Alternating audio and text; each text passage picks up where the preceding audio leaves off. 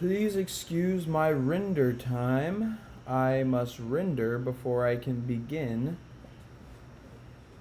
And please excuse my shitty green screen as well. But today I figured I would teach you guys a little bit about my process when it comes to doing special effects in Adobe Premiere. I'm not going to go through my After Effects process when I create a lot of the animations and make them transparent. What up, Roni? How's it going, buddy? Thanks for joining us today. Gonna do a little teaching lesson. What up, Fried Noodles? I'm editing this new video with Cool Man Coffee Dan, and I'm going to be doing some special effects in it. I'm not sure if any of you guys have seen my my videos that I do, but I figured, hey, might as well show the process. Adobe Premiere is great. It is something I swear by. After Effects is cool because I will create a lot of the effects that I do, but I transfer the effects over to my Adobe Premiere, and then I keyframe them, mask them, and put them into the video. So I figured I would give you guys a little bit of insight into my process. Doing so, hold on, let me move myself over here a bit and perhaps move this over here tiny touch so that I can, wait, no, going to try to remain in the frame.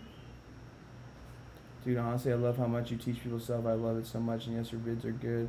When's the next PW? The next episode is coming out sometime in June. Hopefully middle of June. We shall see.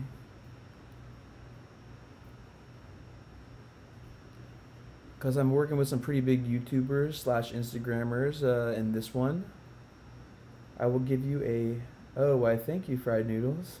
I'm giving you guys a little bit of a sneak peek into the new episode. The scene following the scene that I'm currently on right now is going to be with King Croc, and then the scene after that I'm going to be transported by his BBC, aka Big Black Canvas, into the desert where I film a scene at Salvation Mountain. I'm excited about that. What up, Shizen? I'm on my Tropicana today. The top quality orange juice, the best for editing.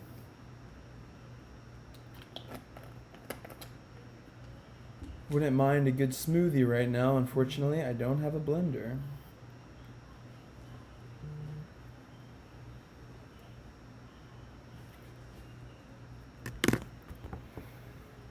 What up, Killer Cody? So the first thing I'm going to do is show you where the video is at this point. This is episode 11 with Cool Man Coffee Dan. And then I will go into my editing process. Ooh, you're on your McNuggets. Come on, James. We got to get a little bit healthier, all right? Anyone can stand to be healthier in their life. So I will show you where the video currently is.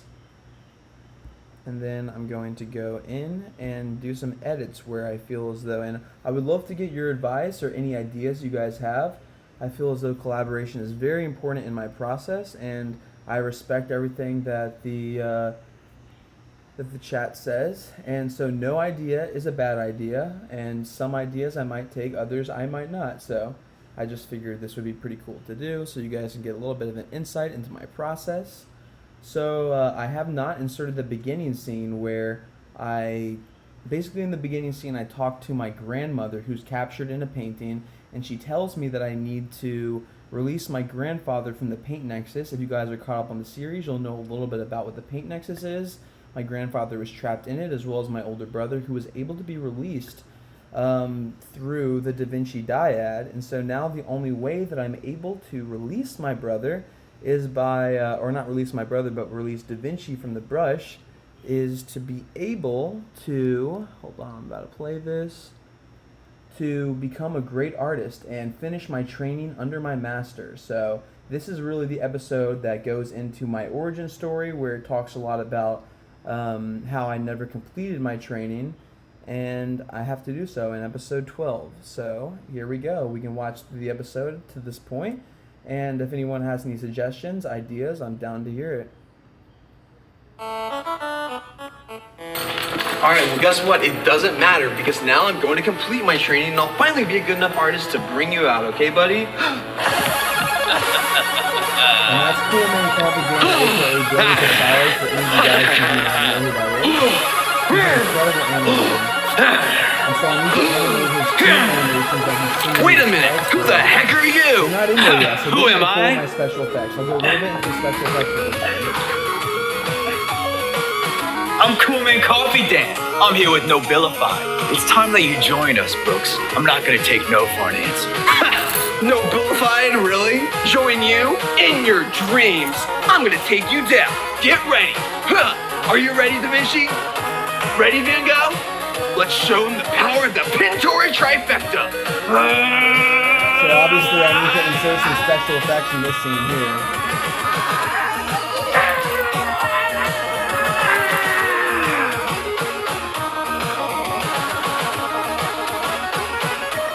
His animation, his team powers. Thank you, bud. Oh no! How did you defend my attack like that? You know very little about the power of tone. I'll turn it down. You know what? Fuck tunes. I'm an oil painter. I don't give a shit. You're going down. And I'll insert his tune here, which will throw me back to the ground. The tunes cannot be affected by anything other than other Don't you tunes. know? The only thing that can reference defeat the to power of the tunes is Yu-Gi-Oh! other tunes. Episode with Pegasus You don't and look much Toon like a World, who tune you guys are master, familiar do with. you? Stupid oil painter. Okay, I'm out of here.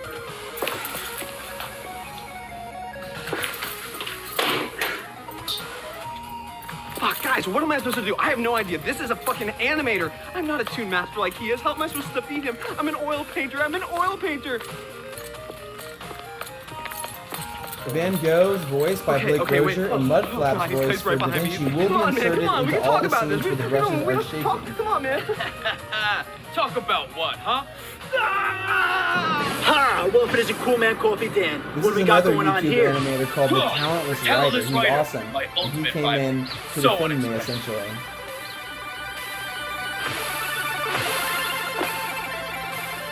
What are you Yes, doing picking I on this love pathetic old oil YouTube and painter? Filthy Why don't you Frank, pick on someone so- your own size?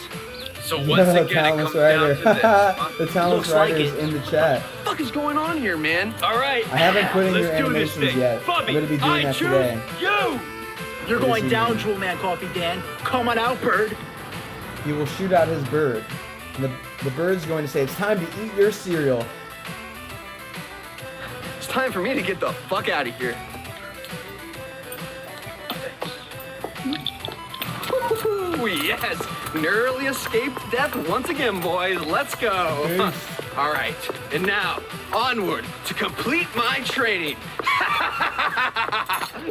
So that's what I have so far. The next scene is where King Croc attacks me, but that has not yet been filmed. So going back into this, I'm going to pull up my sequence here.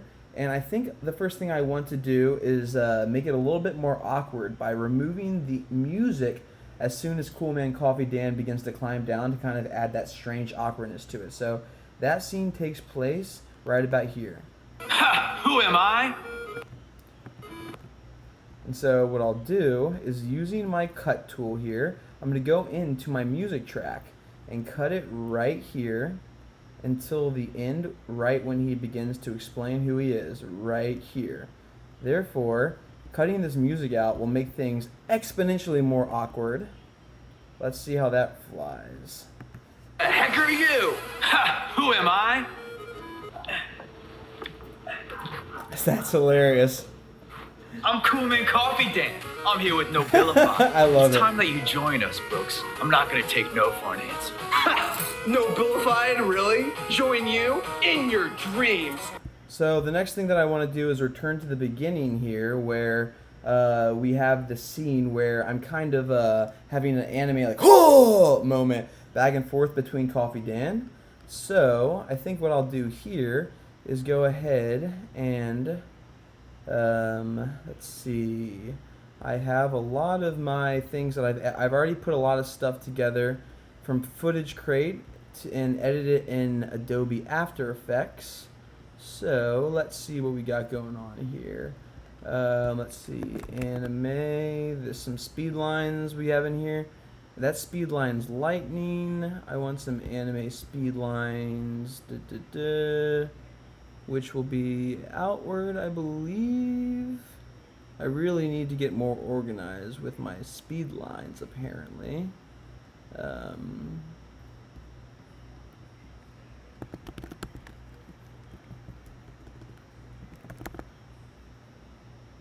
Okay, so apparently I don't have that at the moment, but that's fine. So what I'm going to do is something different. It's always good to kind of experiment with different things to do. So here instead, I'm going to drop down this speed line.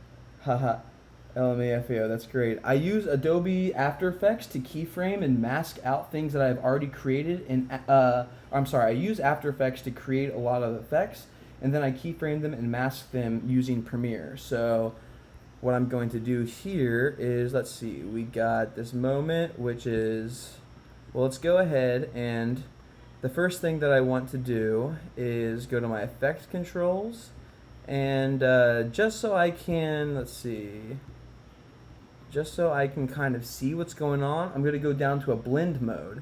And this blend mode, for instance, the best one to do right now probably would be overlay. That way I can see what's happening underneath of it while I mask it.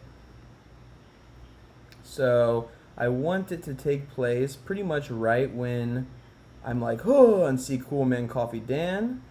Now, where's Cool Man Coffee Dan? I'm like, oh, and then as soon as Cool Man Coffee Dan appears here and zooms in, like, phew.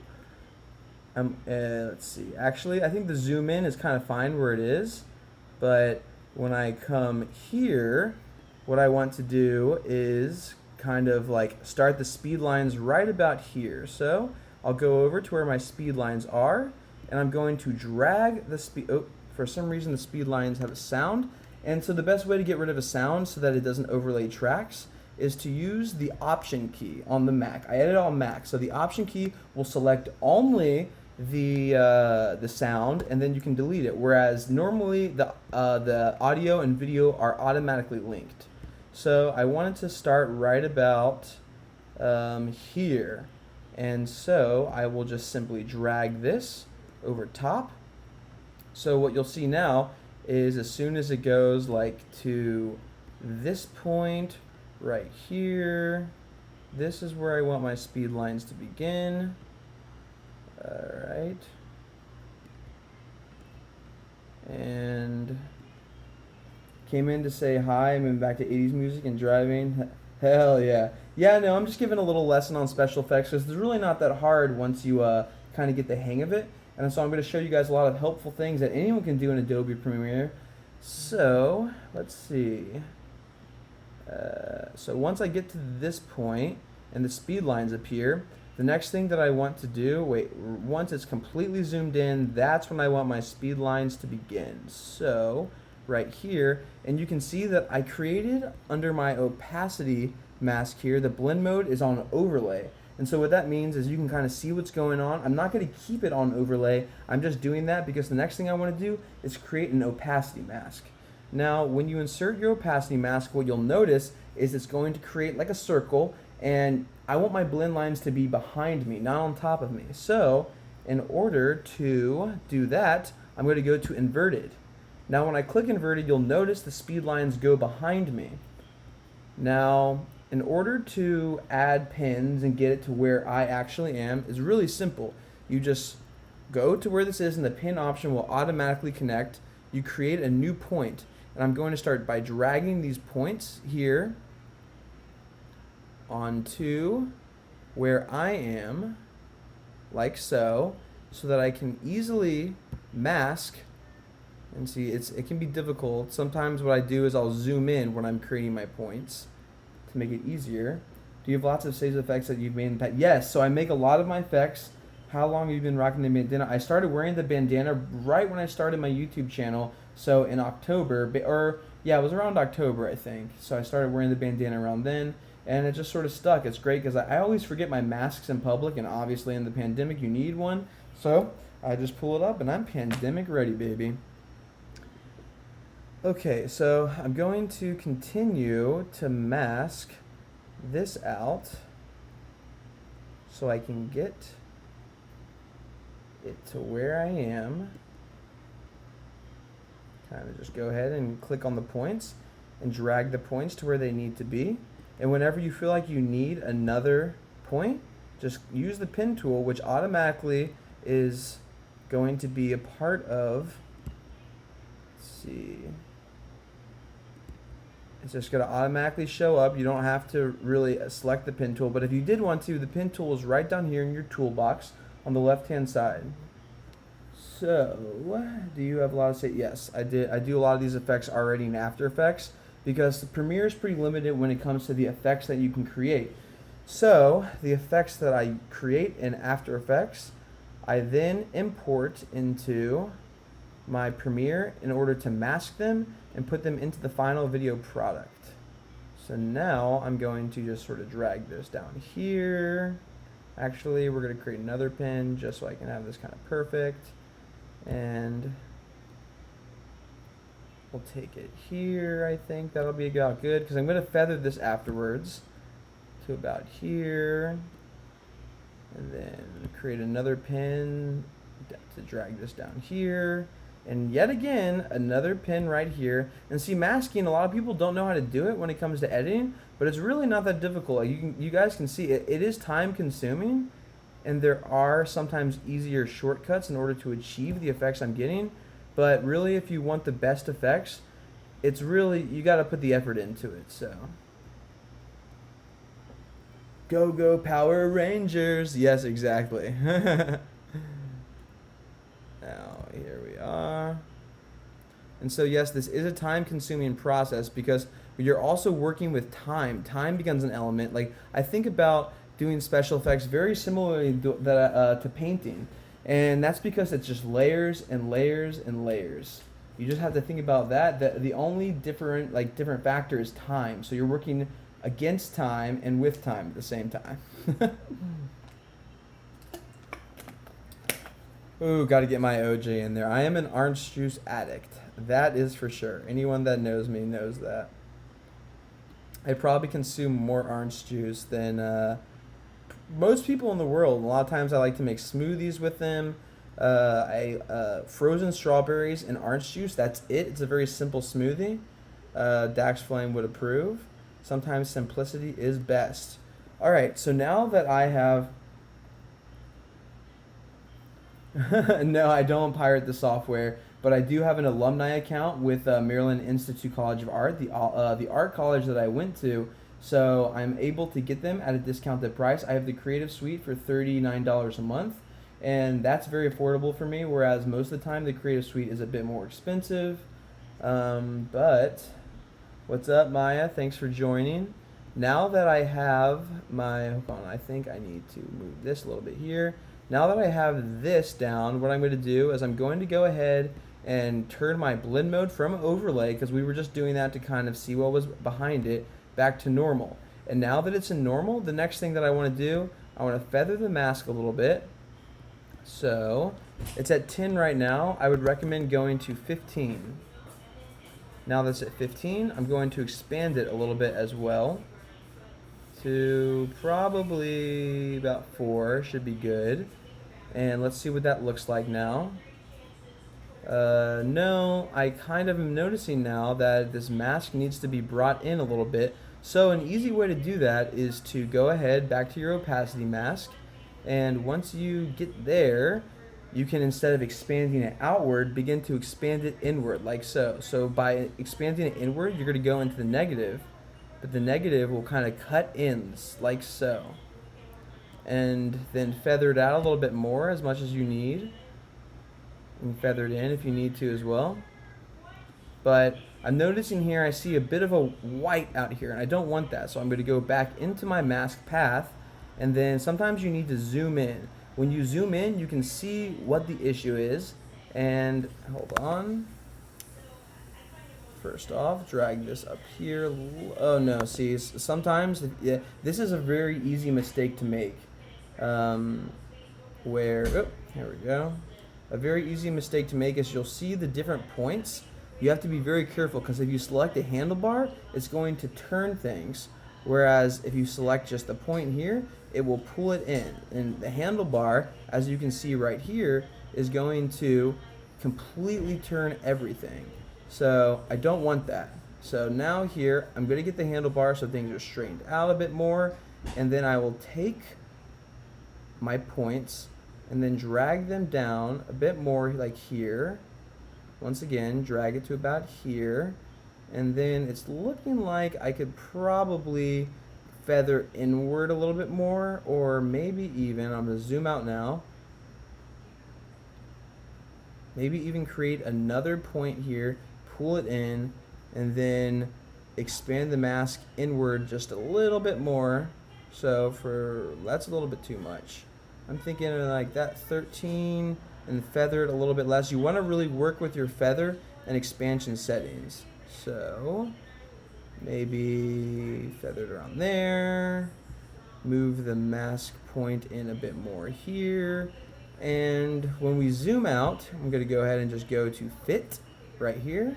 When we zoom out, you'll notice now there's a little bit less of that. Now I'm still seeing some of this, let's see, now I'm noticing my hat goes up here, and it's really all part of the process, masking stuff in like this. So once again, go to this, and I'm going to want to take my mask path and raise it up a bit here so we can get my full hat in it, and then maybe even zoom in here and get rid of this little highlight that's trying to happen.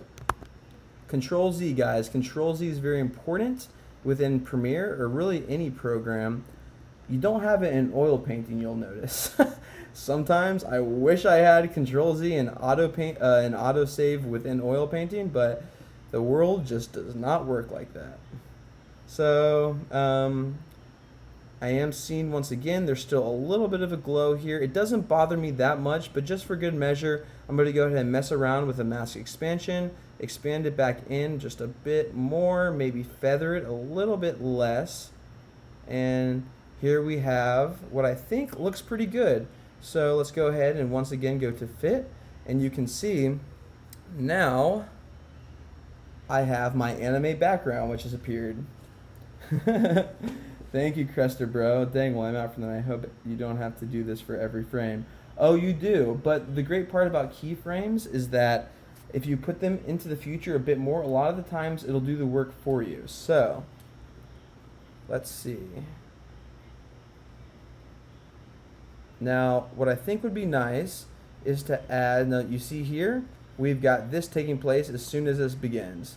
But what would make this blend in a bit more perfectly, I think, is to go to video effects, or I'm sorry, excuse me there, video transitions, a little bit of an additive dissolve onto it. So I'm going to add an additive dissolve. You'll notice that the additive dissolve starts out about a second long. That's too long for me. So I'm really going to bring it down to about here. That way you'll notice that it appears like so, slower.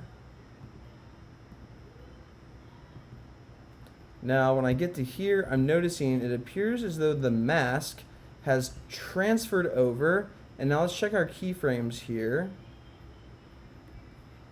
I think what it is it zooms in a little bit more and that's why that's happening. Yes, because I wanted to start it here. So what I think I'll do is I'll drag this over just a bit, and oh no, my green screen fell. Oh well, let's just try to ignore that. Alright, so now we have the transition taking place as such. And that kind of works a little bit better, but now we get to the point where once again we need to go into the mask, and what's important now is we want to go to the beginning and we want to click mask path and really set a keyframe for the mask path, the mask feathering, and the mask expansion.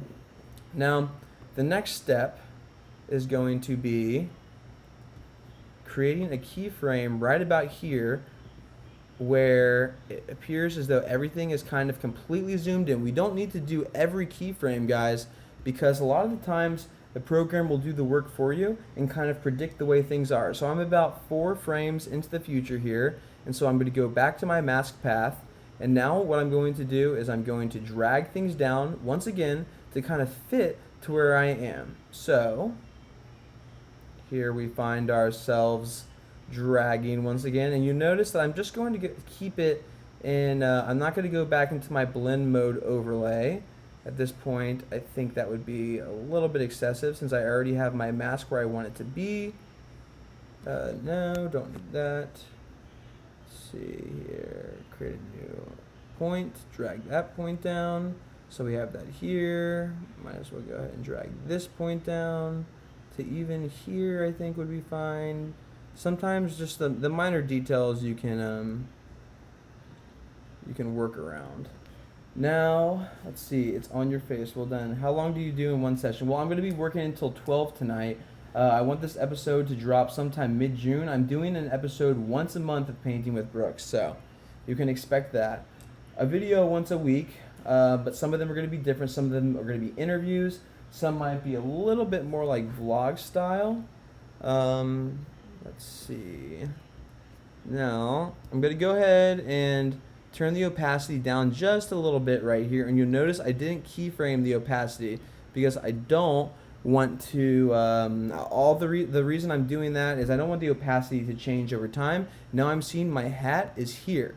And I want it to get to the edge of the hat in all ways. So I'm going to go ahead and bring it up so everything that needs to be seen is seen properly. Once again, go in here and just kind of bring my points right to where they need to be. Let's see if I can grab onto this without accidentally grabbing the handles. And I grabbed the handles. Okay, so when you accidentally grab the handles rather than the points, you zoom in so that you can definitely click on that handle. And I grabbed the not the handle, but the point.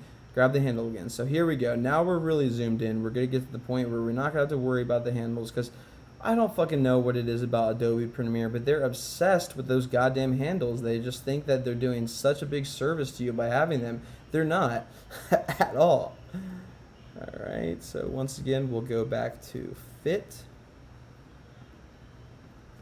Let's see, one sitting. No, I don't do this all in one sitting. This takes hours and hours and hours and hours, my friend.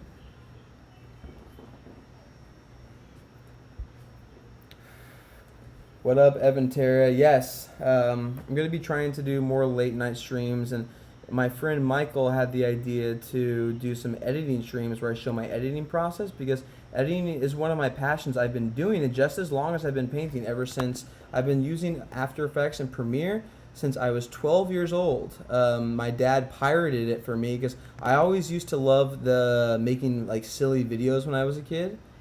So I kind of got a bit proficient with it back then. And here I am now doing things a bit more advanced. There's still a bit of a campy quality to my work, you know. It's by no means film quality. Like I can't do effects for movies. I really can't. But, you know, I think that for the series I'm doing, it works. It's very Power Rangers 90s-esque. Like it works for what I'm doing, and so I think that I'm satisfied with that. Go ahead and drag it down here. Drag it here. We go here. Drag this one out a bit more here. And go back once again to fit to see the entire thing. And now I'm noticing still this needs to come down here. Can I grab it without grabbing the handle? Let's see. All right, I got it. Not bad. Not bad at all. But what about this one? Come on, baby. Let's go. Let's go. And I grabbed the handle. God freaking dang it. All right. Good night, Maya. I know it's late and wherever the hell you are on that farm. Once again, I grabbed the handle. Really cannot fucking succeed today. Do I have to zoom in more? Apparently I do. It's an arduous process, but it's worth it. Or is it? Each of these videos get less than 1,000 views. It's a passion project, but I'm assuming by episode 17 that the series will take off. It just needs it needs enough of the canon to be revealed for it to actually have credibility, I feel like. But there are 10 episodes which have come out so far. I invite you to watch those episodes if you have not yet to catch up on the storyline because it's all written. I have 26 episodes that have already been written and planned out, and I'm excited to share them with you guys. I am very inspired by Filthy Frank and old school YouTube, you know, the stuff that really was exciting to me back in the day. I want to bring that back because I think YouTube nowadays, it's gotten a little bit inauthentic, and I'm serious when I say that. Okay. Here we go. Bring this out here. Bring that up here. And once again, I grab the goddamn handles. Fine, I'll just create another point. Let's go. Handle. Once again, grab the handle. I hate zooming in, though. It's such an annoying thing to have to do. There we go. Okay, once again, a point here. Take this to about here.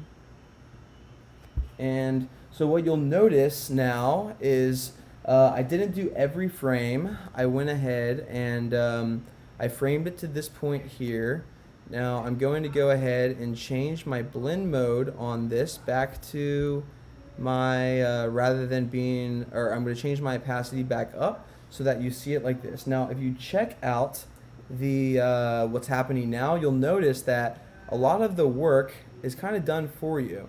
See, it zooms in and does a lot of it for you. Now, yes, you might have to go into the middle to get things perfect. So, like for instance here, I think I'm going to need to go back into this frame and edit the mask a bit more. Just don't stop the series, lol.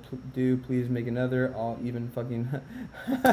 Thank you, Fried Noodles. That's not necessary. I appreciate it, though. It is a passion project, you know. Because at the end of the day, it really is a testament to how much I love oil painting. The entire series is, I mean, what it is essentially is art history fan fiction, you know.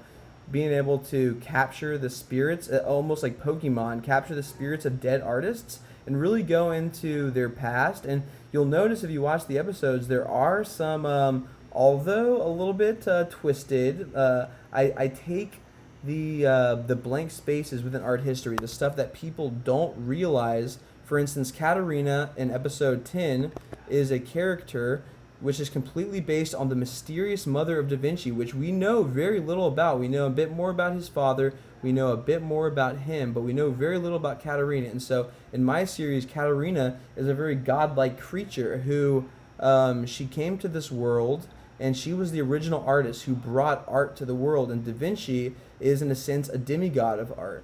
And if you watch episode 10, there is an origin story sort of cutscene which explains that, which is completely made entirely out of hentai, but the scenes in between hentai, like old hentai, because I didn't want there to be any recognizable characters. Make some coffee and enjoy. Hell yeah, Aventera, go for it, man. Check it out. There's 10 episodes, 11 ones on the way. Right. Now let's see how that works.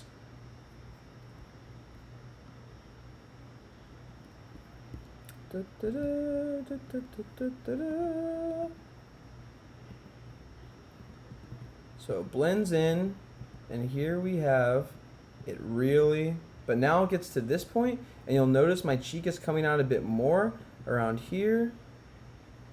So I want to take it to the final frame that I'm in, And I would like to now do the mask here. So rather than doing every frame, I'm really only making 3 frames, and the program does the rest for you. So I will now turn the opacity down a bit more, or not of this, but of the effect that I placed in the background.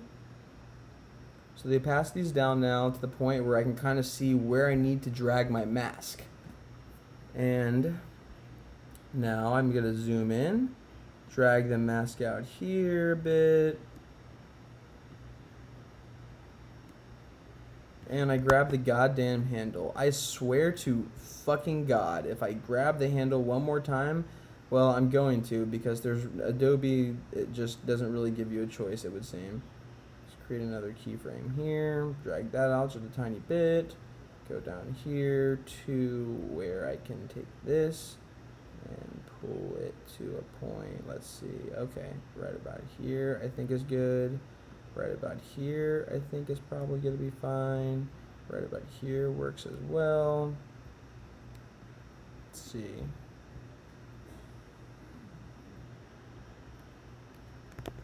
And once again, my handles are fucking my life up. I wish there was a way around it. There's not. There's not. I've tried everything. Alright, so here we have, I'm going to go back to Fit once again. Enjoying the chat, been a mod before Monty May. Hell yeah, Evan. Speaking of hentai, where did you get that one Hago shirt that you got the red paint on? Oh, so that was from Vapor95, although they are no longer able to sell that shirt, unfortunately, because they got a cease and desist from the creator of it. So let's see how things are looking here. We're going to go frame to frame and see how much work the program did for us.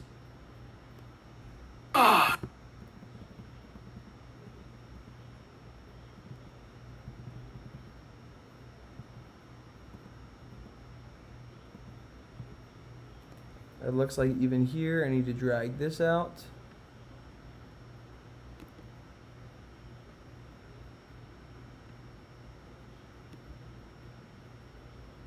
Bit more here as well. Oh, and I dragged the entire thing. You gotta be careful about that, but that's the beauty of Control Z, baby. The beauty of Control Z.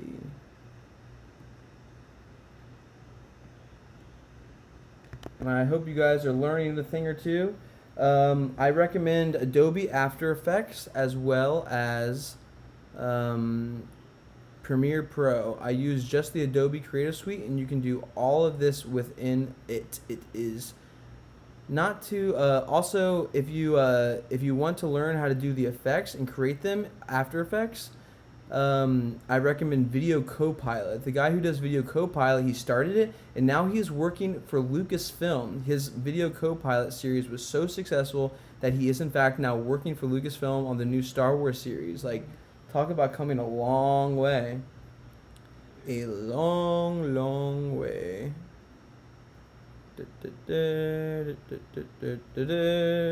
Bring this in just a little bit more. Can I grab the handle? Can I? Oh, I'm just going to create a new point. Oh, and I turned it. See, it's a, it is a time-consuming process, but it's worth it in the long run.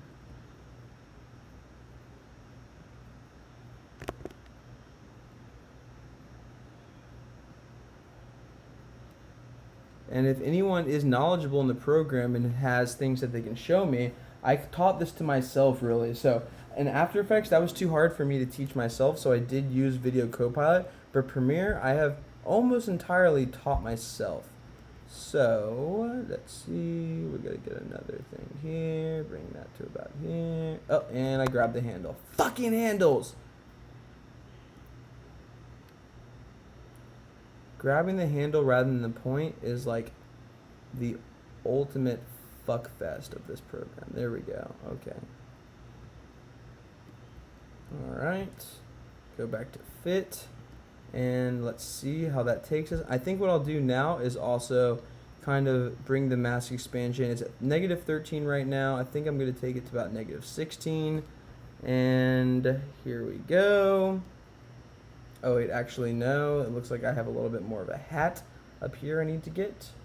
Fuck the hand. Fuck the goddamn handle. How did I learn all this? I taught myself.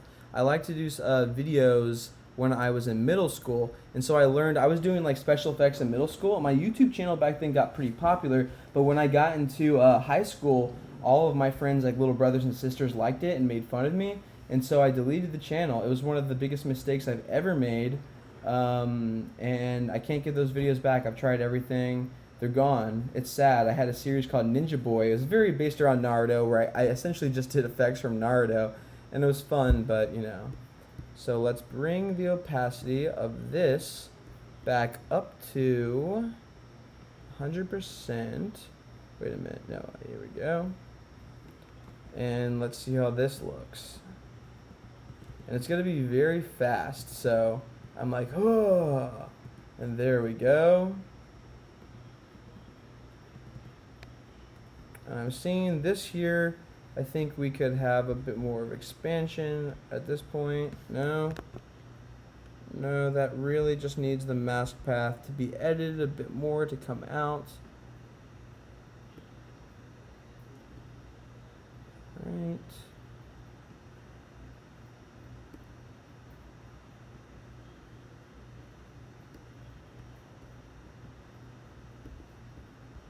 Go down here.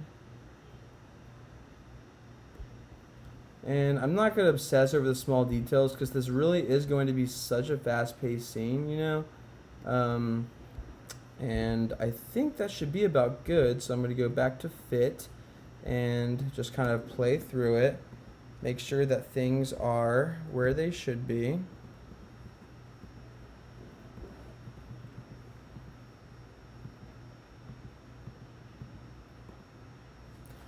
Now, the next thing to do, yes, fuck the handle, to the moon. The next thing to do is I'm going to go ahead and I'm going to completely copy this by holding the Option key and pulling it up. Oops, sorry, that was bad. Holding the Option key and pulling it up just to kind of solve my issue with how sometimes things are going in a little bit. But what I'll do with this one here is I'm going to go ahead and get rid of all of my mask expansion paths and feather paths and just leave the mask path. Then I'm going to go ahead to my blend layers, turn it to overlay once again, and I'm going to now bring the expansion mask in a touch. Let's see, it's -13 now. Let's try -20, see what that looks like. Feather it up a bit. Alright, mask path, mask inward expansion. Am I on overlay? Alright, so let's try taking the opacity down a bit. And there goes my green screen. What the fuck ever.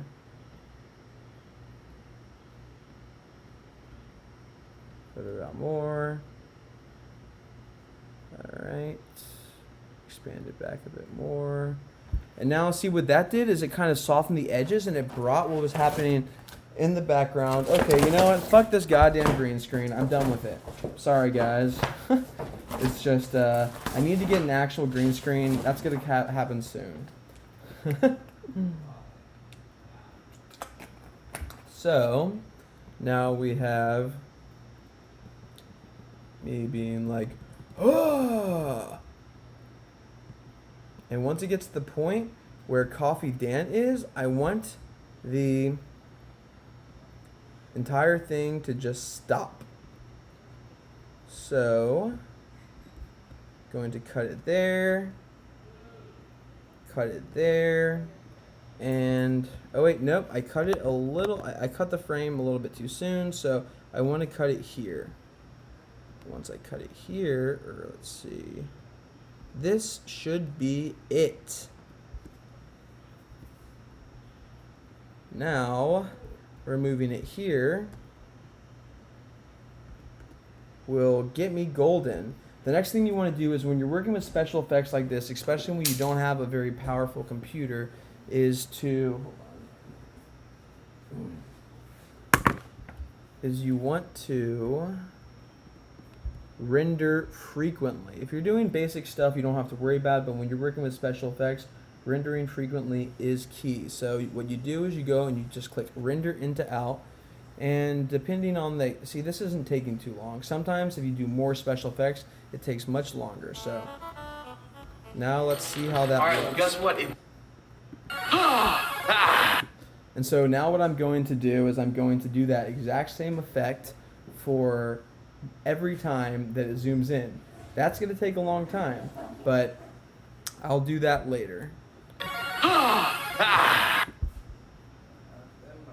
So, and so I'm going to do the same thing with him, but since I kind of showed you guys my technique for that, I'm going to move on to something different, because we don't need redundancy here. I think that that's probably good enough. So he comes down. Wait a minute. Who the heck are you? Ha! Who am I? That's a good idea, Sneaker Chop. I'm Coolman Coffee Dan. I'm here with Nobilify. It's time that you join us, Brooks. I'm not gonna take no for an answer. Nobilified, really? Join you? In your dreams. I'm gonna take you down. Get ready. Huh. Are you ready, Da Vinci? Ready, son. Ready, Van Gogh? I'm ready. Let's show them the power of the Pintori trifecta. And so right about here, what I want to happen is some of the special effects that I made in After Effects, I'm going to import it into the video, and in doing so, I will then once again be able to keyframe and mask it. So we're just going to go to my downloads here, where I have, let's see, what could work? Static charge, animate type flame side, energy splash, powder burst. Let's see. Oh, we can start with a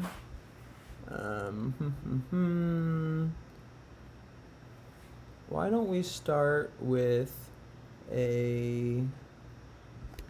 one of these bad boys here. Now you'll see this stuff can be made in After Effects, and it's, oh wait, no, this is probably not what I want actually. I would rather have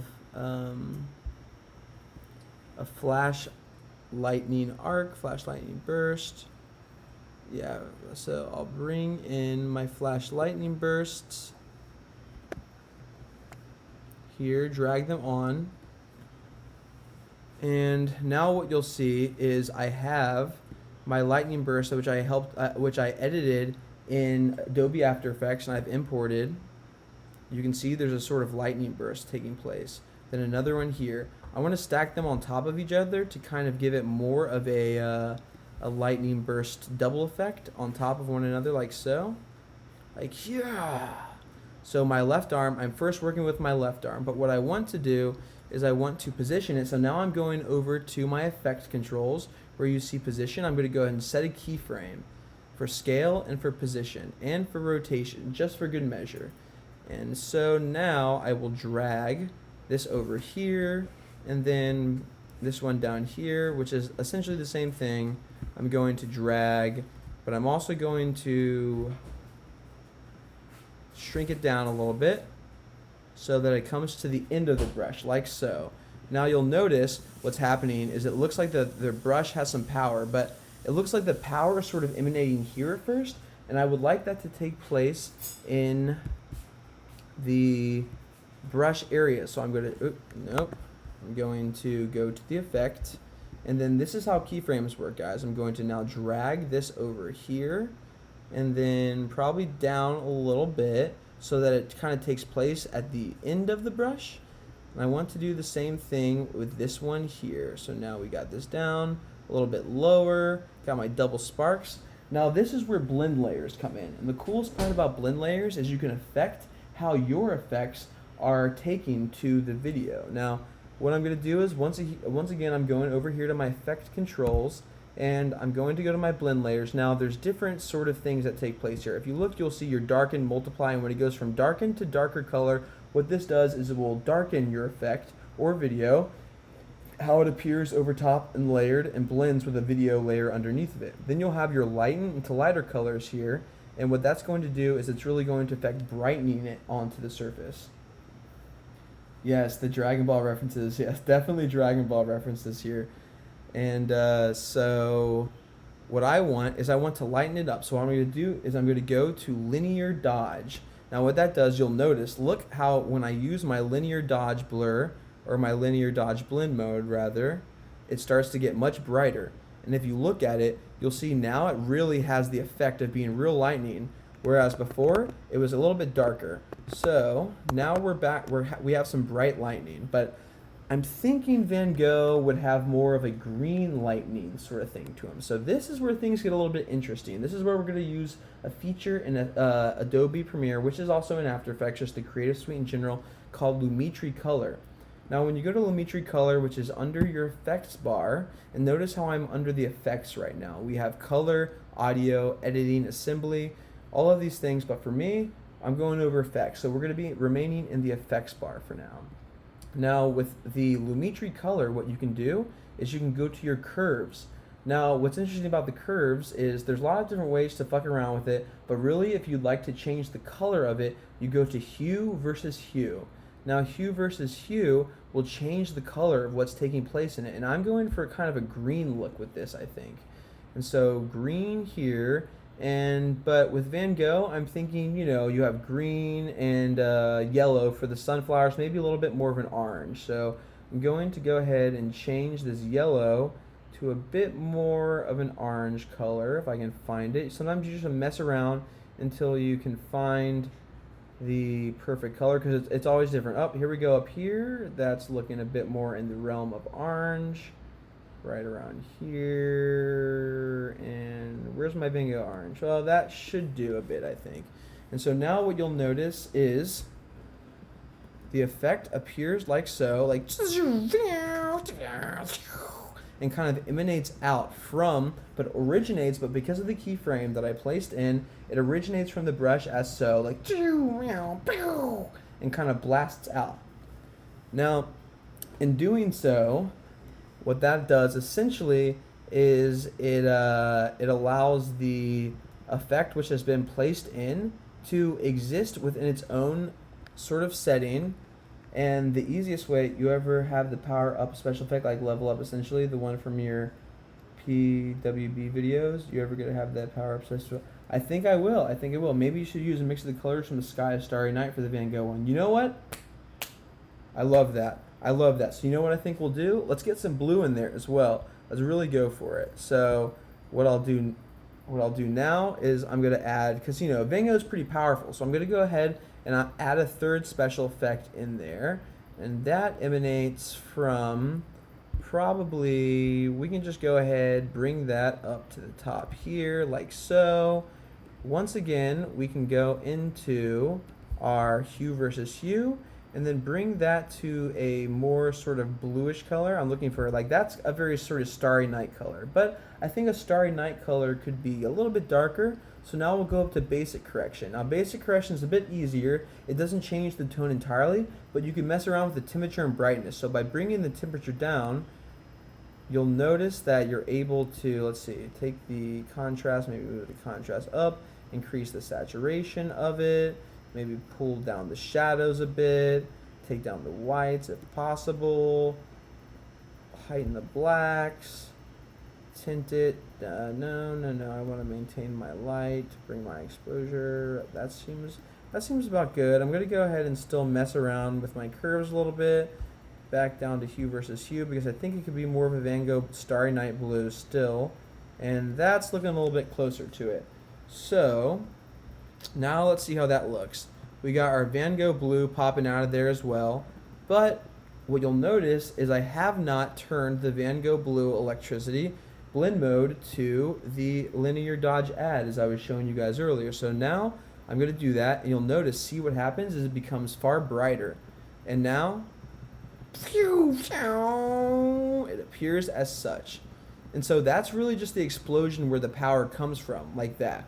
But what I want after the power explosion takes place is to then have sort of electricity constantly flowing through the brush. Now, before I do that, what I want to do is I want to create a subsequence. Now, to create a subsequence is very easy. All you have to do is select all of these effects, which I just layered on here, control click or left click on if you're using your Windows, and then you go to make subsequence. Now when you make a subsequence, what's going to happen is you will notice over here in, hold on, this is not my, I want to go to my, let's see, where is my, I'm going to go ahead and, sometimes if you mess your windows up a little bit, like it looks over here to the left, like I'm only showing media browser on my workspace, you can go ahead and reset to a saved layout. And what that does is it resets. Now I have all of my files here in my work bin that I can access. Now I'm going to go ahead and go down to where I find the subsequence that I just created, or you know what I'll do? I'm going to go ahead and create another subsequence just because it's automatically going to take me to that. So once again, I'm going to go to make subsequence, and here we have it, final copy subsequence there. I'm going to go ahead and just delete the one I made before because there's no need for it. Now we know where this subsequence is, and we're going to now drag it over here. And so now we have the same thing kind of taking place over top of what's already there, but you'll notice that even though it's there, the blend layers are not the way they were before. So we're going to go over to Effect Controls, turn those all once again to our linear dodge add blend layer, and this time we're going to move it over to where we have mud flaps brush.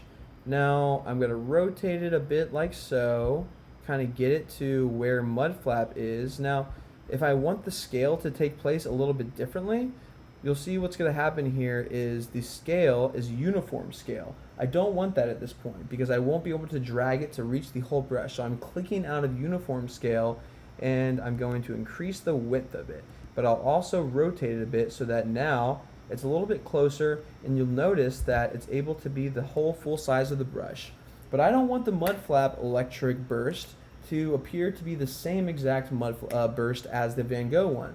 So now that this is a subsequence, I'm going to be able to edit all of them entirely because this is all sort of like a merged layer. So I'm going to go ahead, go back to my Lumetri color, and I'll have my hue versus hue. Now you'll see when I spin it around, the colors will change accordingly. Now I like that. I feel like this color here, that's a bit more of my DaVinci color I'm going for. So now you'll see, you'll notice that the effects are appearing similarly, but one is wider and closer than the other, and the colors are now different. So that's really a great way of powering up the brush. But I'm working here with the Pintura Trifecta, and that means that I have 3 brushes. The brush that's also my foot, it's just a boot, but I thought it'd be funny to make one of my brushes a literal boot because I started filming, I broke my foot on episode 5 and I had to wear a boot, but I had to work it into the series. So Danny gave me $100 in Vegas to be able to pay some of these, like the girls in the big like headdresses, to hand me the boot. So they handed me the boot, which became part of the series. You can see that in episode 5 or episode 6 actually, if you are interested. Thank you, Fried Noodles. I appreciate it, man. I've been doing it for a long time. It's really just about putting the effort into it. So once again now, I'm going to take my subsequence and I'm going to drag another subsequence right on top of all the other subsequences and make sure that it is directly where this is supposed to be. But now I'm going to position it so that one of them is down on the boot. Now once again, you'll see I'm going to go down to linear dodge add to really give it that bright effect. But what I want to happen this time is I'm going to rotate it a bit so it's not the same, it doesn't project the same as the other ones. I'm going to scale it down some. I'm going to bring it to where my boot is down here because the boot is the Pintura Trifecta as well. So rotate it perfectly to kind of where that boot is so that we get it up here. And once we have it here, then what I want to do is once again change the hue versus hue setting on it to kind of make it a different color. Now I'm thinking maybe up here, no, maybe a little bit more down here. Oh, that's pretty cool right there. Where's Cami? Cami is at her home right now. I'm streaming tonight doing some special effects. Now let's see. So now we have And it bursts out. And then also another part of the Pintura trifecta is going to be this brush back here. What up, Spanky5130? Great to see you here, buddy. Although I prefer to be called Painting Coordinator Brooks, if you don't mind. Changing that up a little bit. Now we have this subsequence once again, and we're going to drag it up to this brush back here. I'm going to scale it down a bit. I'm going to rotate it so that it's kind of in tune with this brush back here. There we go. Change the hue a bit too. That's nice, a little bit of a different color. And so now that I do that, you'll notice that it's coming in front of my hat, but I don't want that. So I'm gonna think it should be Oil Painter Brooks. I like that dude, OP Brooks. OP Brooks, let's go, OP gang. So similarly to how, if you guys were here before, I masked out that sort of anime looking background, I'm going to do the same here with the subsequence. So in order to do so, once again, I'm going to go to opacity with this selected. And I'm going to click opacity. And once again, well, first off, let me drag this down. Once again, I'm going to go here, but this time I'm going to also invert it. That way it goes everywhere around except this. And I'm going to drag this down to right about where my hat is, and I'll blend it out. I don't really need to go in and do too much work. I'm just going to create a feather from it and maybe a little bit of an expansion, and let's see how this looks. There we go. The power of the Pintura trifecta in the flesh.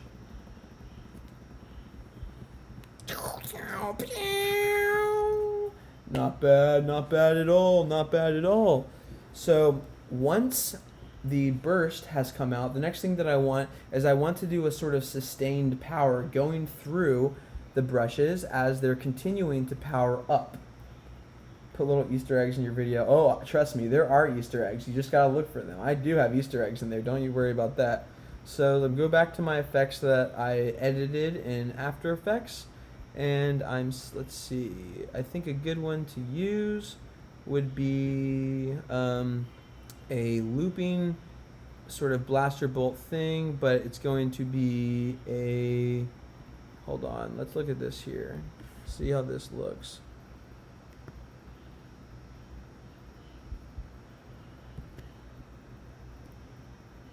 Now this is a fun one here. Yes. Cool. So this one is a very simple mask with a feather on the outside of it that has a bit of a wave tessellation to it, or a wave distortion as you would call it.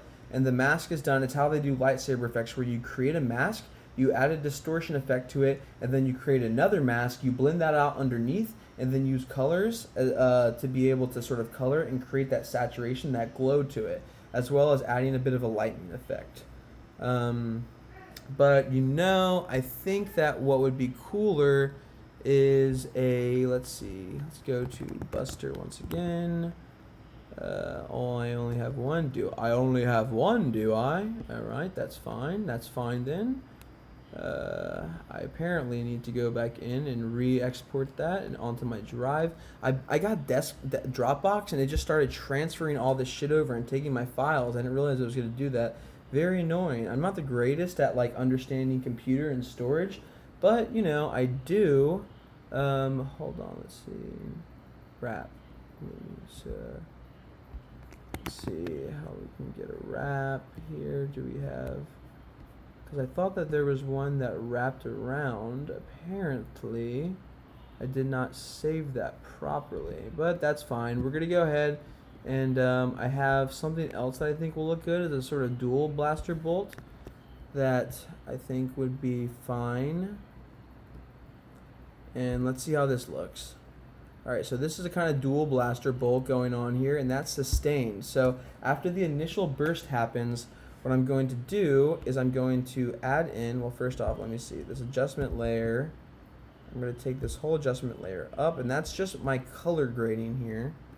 So I do that, and I will do some more later on, but really it slows things down if you color grade it before the special effects.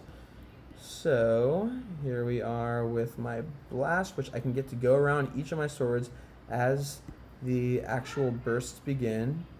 So when the bursts begin right here, I'm going to start the blaster bolt, but I think the blaster bolt should take place. Oh yeah, and by the way, this little thing on the right, if you drag it, it will shrink your video clips so that they're a bit smaller, and it just allows you to have a cleaner workspace. Oops, and I dragged it down by accident. And so for now, since I'm not really going into sound, I'm going to go ahead over here to my audio, drag that completely down just so I can completely see all of my effects. And I'll go ahead and I use Epidemic Sound is what it's called to get all of my effects. Epidemic sounds incredible, and there's a lot of music on there. It's $15 a month. A lot of YouTubers use it because all of the music, when you have an account, is able to be used royalty free. $15 a month, absolutely incredible. Now you'll notice when I drag down, you'll see there is something that it's a timestamp. You see how it says 000 right here? Well, when you drag it down and you accidentally go to the right, you'll notice it says 001. You don't want that unless you do. But in my case, I don't. I want it to be right where I had it before, so 000 is perfect.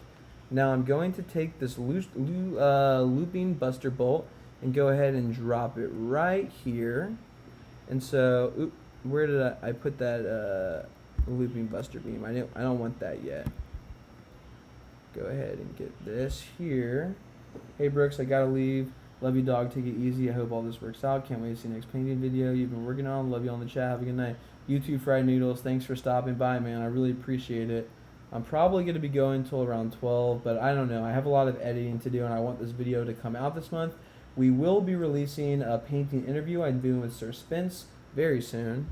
I'm doing a video a week in June, and I'm going to be streaming every single day. So I invite all of you guys to come in, check that out, and hit me up on Instagram if you're interested in commissions. Right now, my work is extremely important to me, and now that I've been sober and not doing Adderall and like throwing my life down the gutter, I'm very focused on my career, and I want to do anything I can to be the greatest oil painter of my generation. So that's kind of what these videos are about. It's just about like mixing oil painting within a sort of fantasy realm that I have created a very elaborate canon to. So go ahead and make sure you watch all of the episodes. And maybe later on I will go through and play, because right now there is literally, guys, an hour and 30 minutes. I've created an entire movie because the episodes are sequential. Now, once again, I think what I'm going to do is I'm going to check out taking this to linear dodge as well. But when I do that, I notice that it's a little bit too light. So maybe just a no blend mode kind of works for this. So I'm going to start it right about here, and I want there to be one on each. All commissions tomorrow, but I gotta go now. Hell yeah, Fried Noodles. I appreciate you, buddy. Thanks for coming into the chat and being here with us, man. Whoa, YouTube autoplay brought me here. Nice, Brooks. Sick. That's awesome, man. I'm just showing a little bit of my process when it comes to editing, so hopefully you guys can learn if you're interested in this. If not, I just, it's cool to show a bit of my process, because people really always ask. A lot of people don't even realize that I actually do edit my own videos, so that's what this is about tonight. My friend recommended that I do this because it is a very elaborate process, but at the end of the day, it's not hard if you have someone to kind of show you the ropes, and anyone can do it in their videos, and I encourage you to do so. So now we have this sort of looping bolt, this bolt here, and I want the bolt to now appear at the edge here. So once again, I'm going to keyframe position, scale, and rotation, because that might change depending on where the brush is, if I move it at all. So here we have that, rotate it a bit more to the left. Pull it up here. Let's see.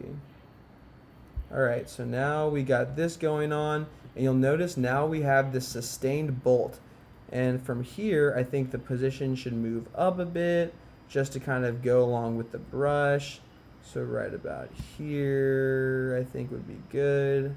But once again, I think we should go into hue versus hue, change those colors up a little bit, maybe find something a little bit more Van Gogh-y, if you will. Or here we go. Come on, let's see. Can we get it to a nice sort of where can we go with this? Here we go. Hue versus hue, baby. Come on. Let's see how that looks right there.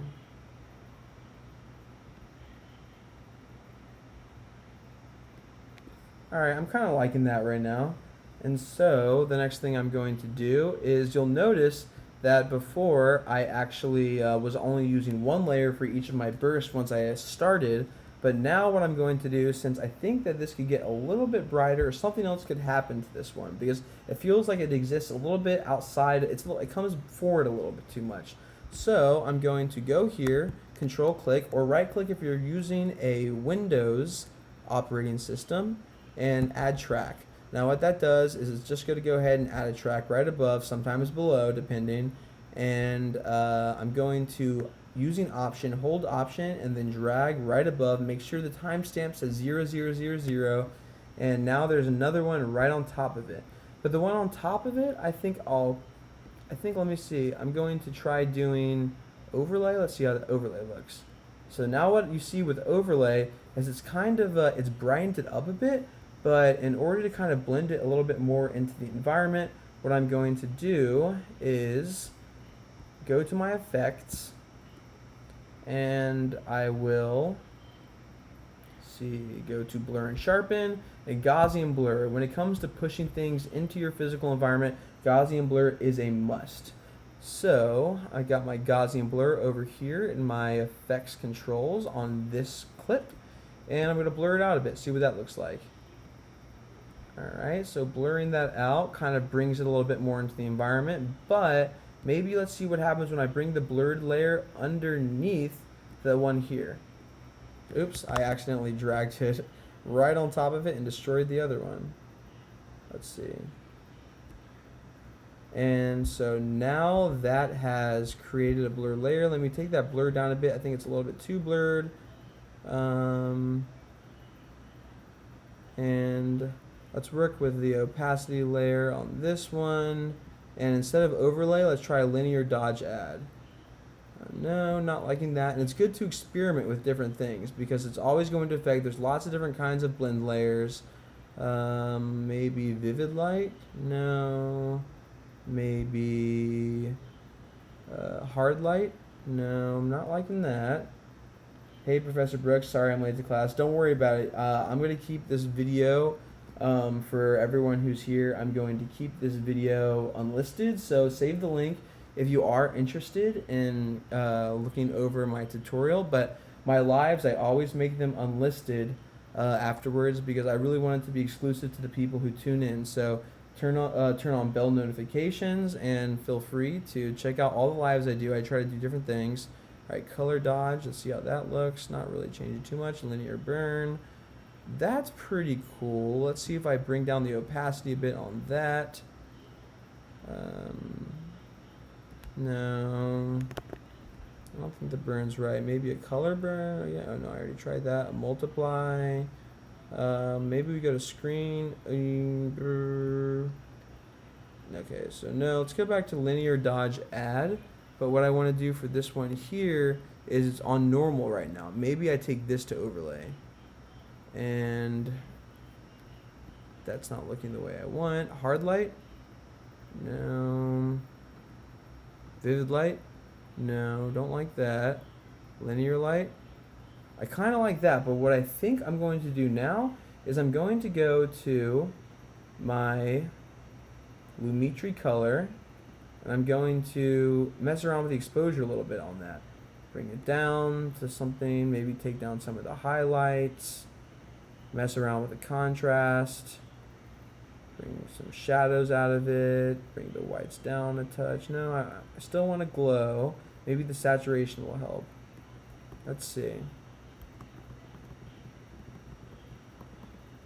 Once again, and see, like I said before, guys, it's a lot of experimentation. Let's see what happens if I drag this back on now.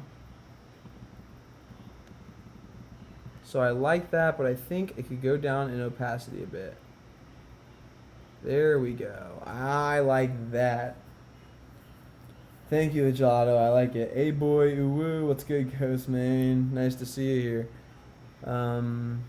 So I like that now, but I think what I can do is now I'm not super in love with the colors. Now I see it like that. Let's try some hue versus hue changes. See what that does. That one, not so much of a change. Bring it up to here.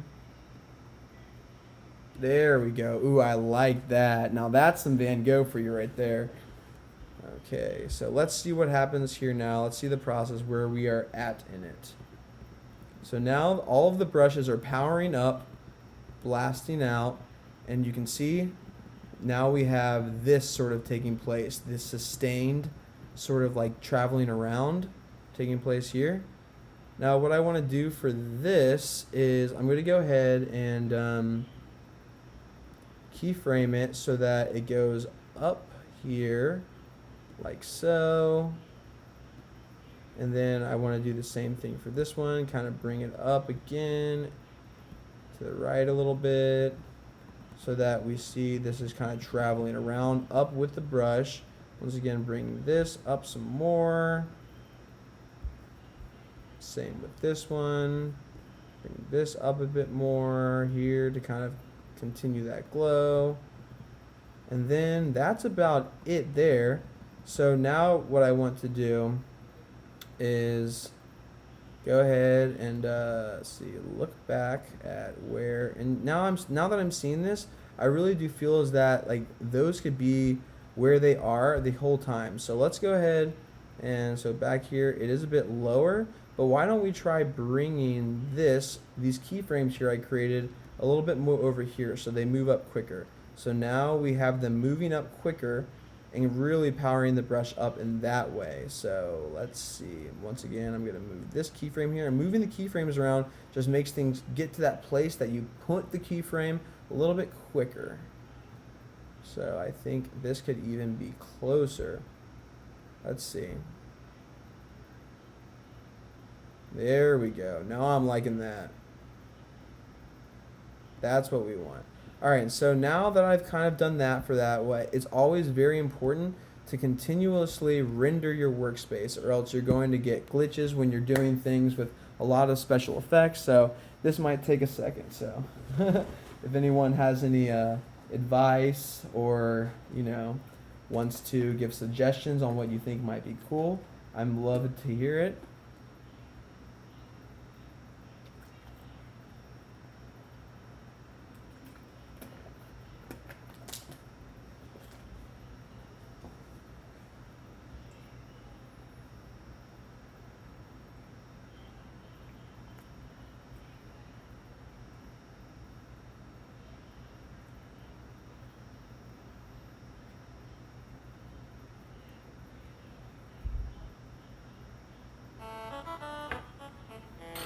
Alright, well guess what? It doesn't matter because now... Alright, so let's check out what that looks like now. And you can see now the brushes are powered up.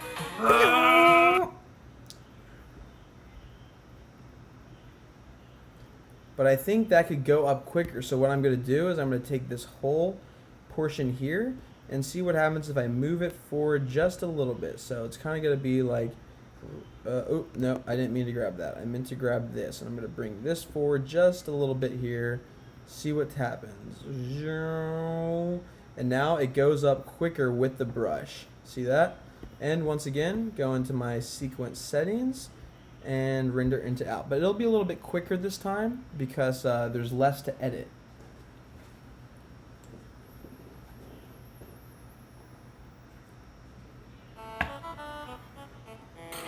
Alright, well guess what? It doesn't matter because now I'm going to complete my training and I'll finally be a good enough artist to bring you out, okay buddy?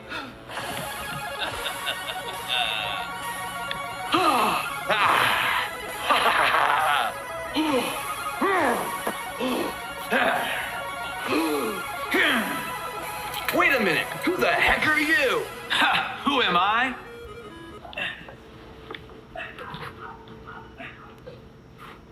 Cool Man Coffee Dan. I'm here with Nobilify. It's time that you join us, Brooks. I'm not gonna take no for an answer. Nobilified, really? Join you? In your dreams. I'm gonna take you down. Get ready. Huh. Are you ready, Da Vinci? Ready, Van Gogh?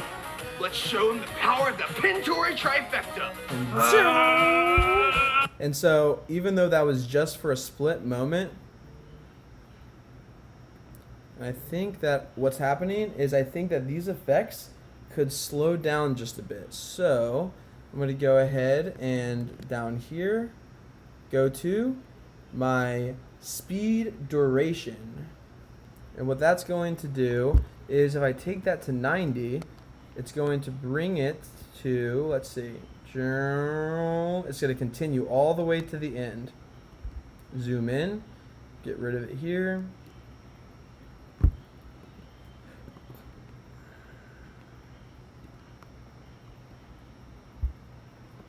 But it'll go all the way to the end frame there. Alright, so rather than show you the process of doing it all over here too, I'm going to go into a little bit of how I do my audio, because audio is important as well and you want to mix it properly. If you have things coming out just of stereo, it's all going to come forward, but it's very important when mixing your audio to think about the visual position of the effects. Therefore, I have from Epidemic Sound, let's see, spell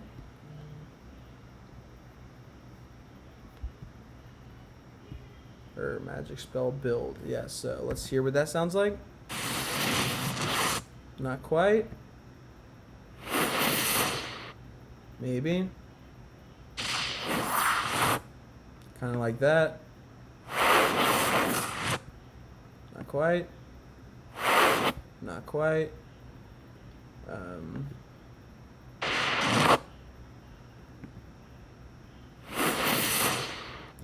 Let's go with 3 different sounds here.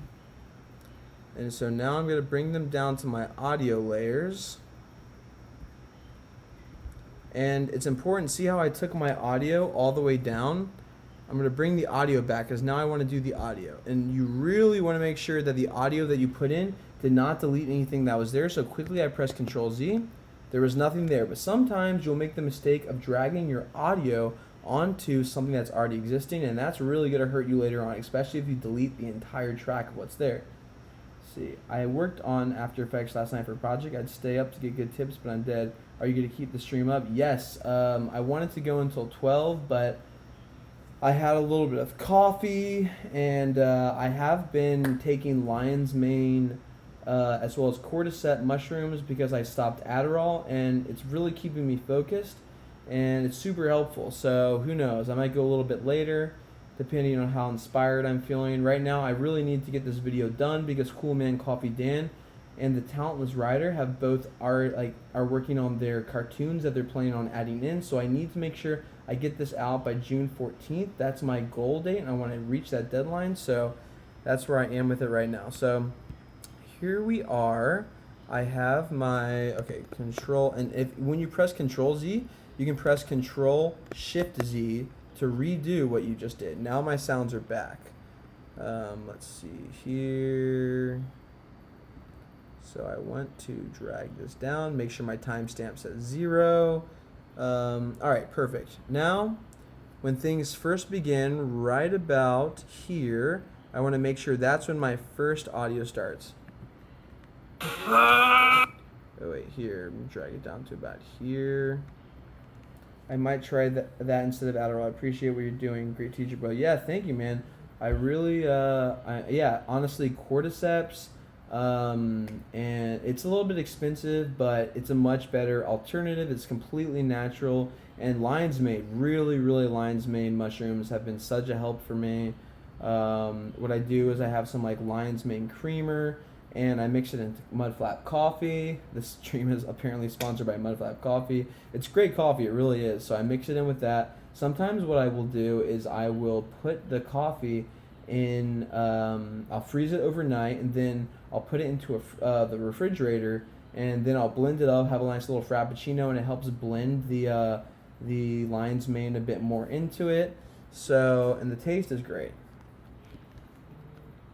Here we go. Alright, so we have that in there. Oop. We want it to be a bit more sustained though, so I'm going to go ahead and continue to add this effect in here.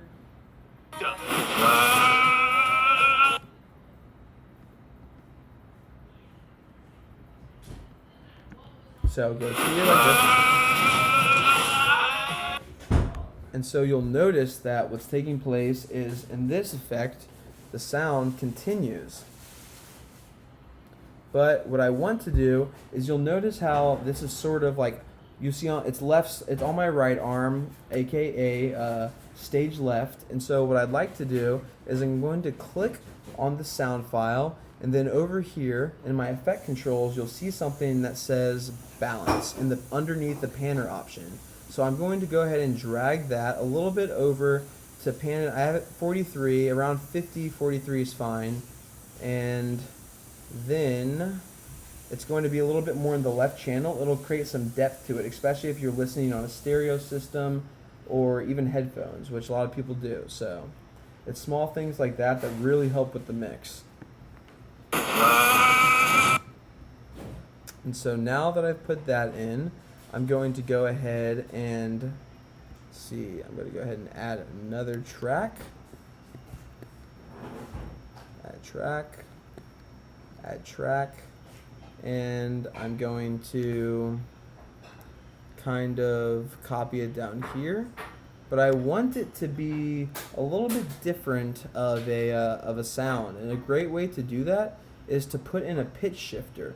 And switching the pitch, even though it's the same sound clip, it can really change, and putting a pitch shifter on it as well as moving it to the right channel is going to really create more depth to the sound. So basically you just go up to your effects, and then you'll have your audio effects. And if you go to time and pitch, you'll notice there's pitch shifter. Now I'm going to take my pitch shifter and drag it onto both of these. For this one, I think I'm going to make the pitch shifter a little bit higher, so I'm going to turn it up to 2 semitones, maybe 50 cents as well. And I think I'm going to do the same thing down here with this one. So we have our pitch shifter. Let's go 2 cents, or 50 cents, I'm sorry, and 2 semitones. And rather than having it the same place in the left channel, what's the philosophy behind the red bandana you wear? There's no real philosophy. I started wearing it right around when I created my YouTube channel because we were mid-pandemic, and I wanted to make sure that I always had a mask on me. So it wasn't a fashion statement at first, but now it's kind of just become a token thing I do, so I'm sticking with it.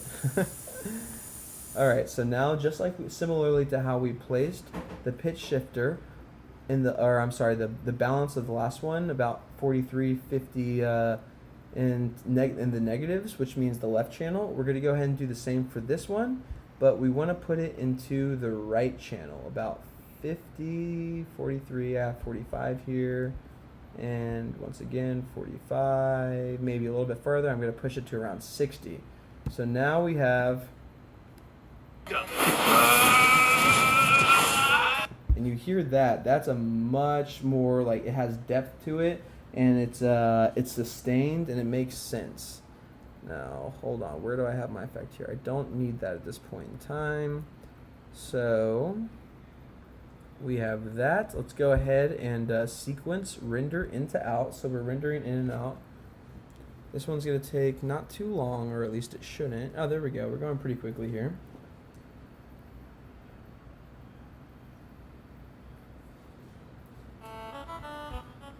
Alright, so once again, let's get to this point. Matisse, yes, Matisse is always in the backpack during this series, because Matisse is actually voiced by Airsoft Fatty. If you watch the series, this is episode 11 that we're editing right now, but Matisse is introduced, he's given to me by Airsoft Fatty in episode 5, so that Airsoft Fatty can contact me when he's not in the same area. So he is a pretty vital character to the series. For the Pintori Trifecta. And so now what I'm going to do is I'm not going to repeat the first one, which is kind of what I want my burst sound to be, But what I will do is I'm going to go ahead and drag my sustain sound out here so that the sustained spell sound is placed and so that it continues all throughout. And I'll even place one right about here too. But this one, I think I might even turn these down just a little bit, because what that's going to do is it's going to create distance. Now you see how I put things in the left channel when I wanted it to sound like it was in the left, right channel when I wanted it to sound like it was in the right. And when things are further back, you want to lower the volume. And so in order to do that, what up, Mills Coolin? Thanks for joining us in the lesson. So in order to do that, you go to Essential Sound and Edit. Dialogue is usually what I use, and then you'll see a clip volume option here. Now the clip volume, I'm going to take it down a little bit. I'm going to put a little bit of reverb on it, I think not too much, just to kind of blend it into the setting. Doing pretty well, Mills Coolin. How you doing, man? And so now this will kind of push back when I'm pushed back in the scene. So it'll look like this.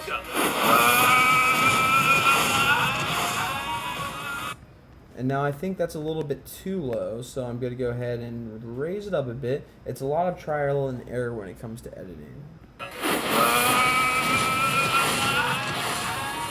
There we go. I think that's about good. So, next thing I want to do is go ahead and sort of rinse and repeat. I want to take these two here, create another subsequence like we did earlier. That way, and the subsequence will appear right here.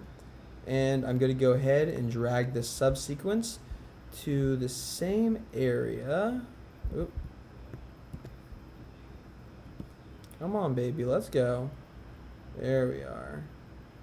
And you'll notice the subsequence has an audio track, which there's nothing on it, but a lot of the time it automatically does that. So I hold Option, because see what happens if I don't hold Option? It's going to select both the video and the audio track. So now I'm just holding Option and clicking, and it only selects the audio track. Some people prefer to do just what they want to do is hold on, what just happened? Oh, I went to the subsequence by accident. Some people prefer to go to right click on the Windows or control click on the Mac, which I have a Mac and edit on that, and they unlink the media. That's another way to do it if you want. That way the video and audio are unlinked. You need to be careful when you do that though, because when you drag the video, you'll notice that the audio won't be attached. And since this audio is not relevant to the video track, it's fine. But other times, like for instance, if there's a video with sound in it that's attached, you're going to run into problems and things are going to get a little bit uncoordinated. They're not going to link up, things won't make sense.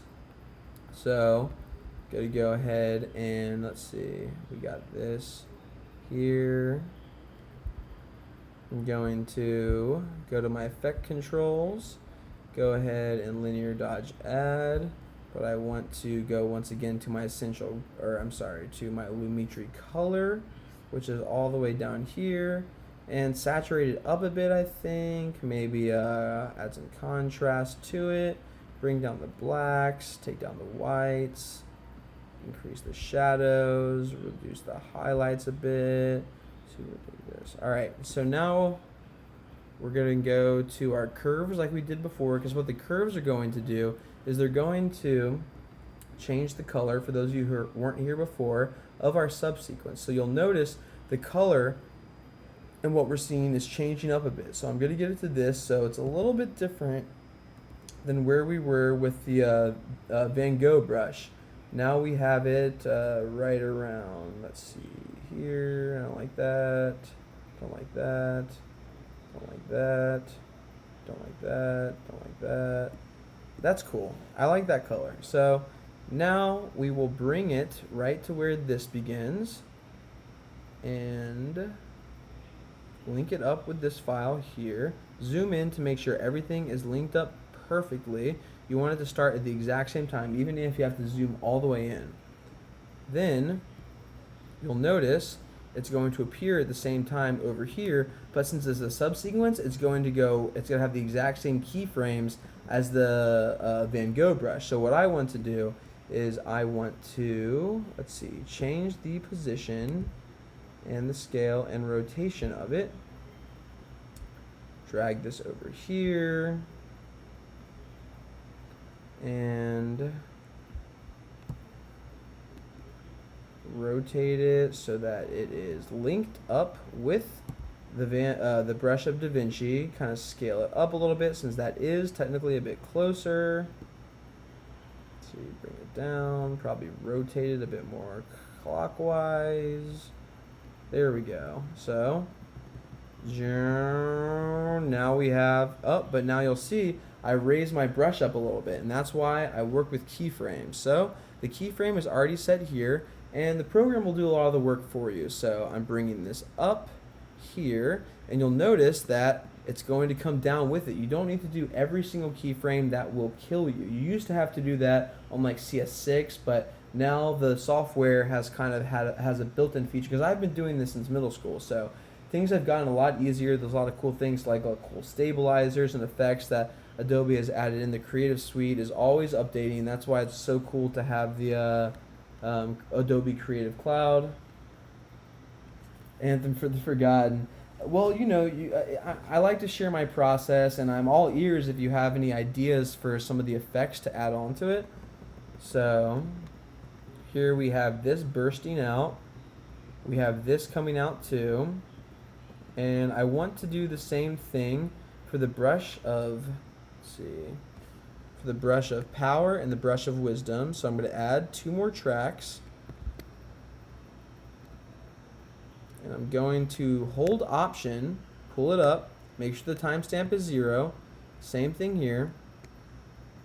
And now I'm going to get rid of all these keyframes, because those are the keyframes from earlier. We don't need those.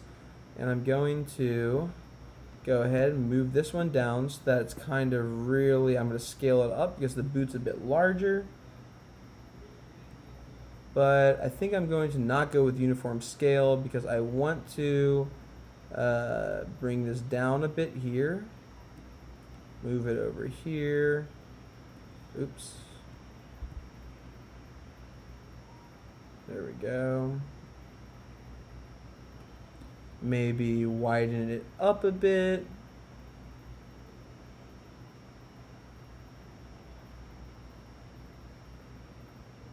Widen up. Come on, baby. Let's widen up. Let's widen up. All right. Does the stream affect the speed of your editing program? A little bit, and I think it also affects the speed of the stream. But, you know, thank you for everyone who's sticking around. I don't have the fastest operating system. I'm working on a Mac right now. I really want to get an operating system that will allow my editing process to speed up. Unfortunately, I do not have the funds for that right now, but one day. So, once again, I want to change the hue by going to my Lumetri color, hue versus hue. There we go. That way it's a little bit of a different color. See how this comes up like so. But I want to kind of bring this to the scale width. Everything is right here. I love it so far. This is my favorite stream. Hell yeah, Evan Terra. That's sick to hear. I'm going to widen it up a bit, give it a little bit more of a height so that and then move the position down some, so that it is keyframed with the brush of power, aka the boot. How much funds you need, brother? I got you. Evan Terra, dude. I have a hard time accepting money for free. I like to work for it. So if you are interested in commissioning a painting, you can hit me up on my Instagram. It's @BrooksKossover. And also my email is paintingwithbrooks@gmail.com. I just have a hard time accepting handouts. I always have. So I would love to do a painting for you if that's something that you'd be interested in, or some kind of work, whatever, you know. But I appreciate it, man. I really do. All right. So now we have the burst for when it first comes out. And then we have the special effects that are created within. And now I'm here, and I think I want to, let's see, kind of create more of bring the position down a bit, as well as increase the width at this point too.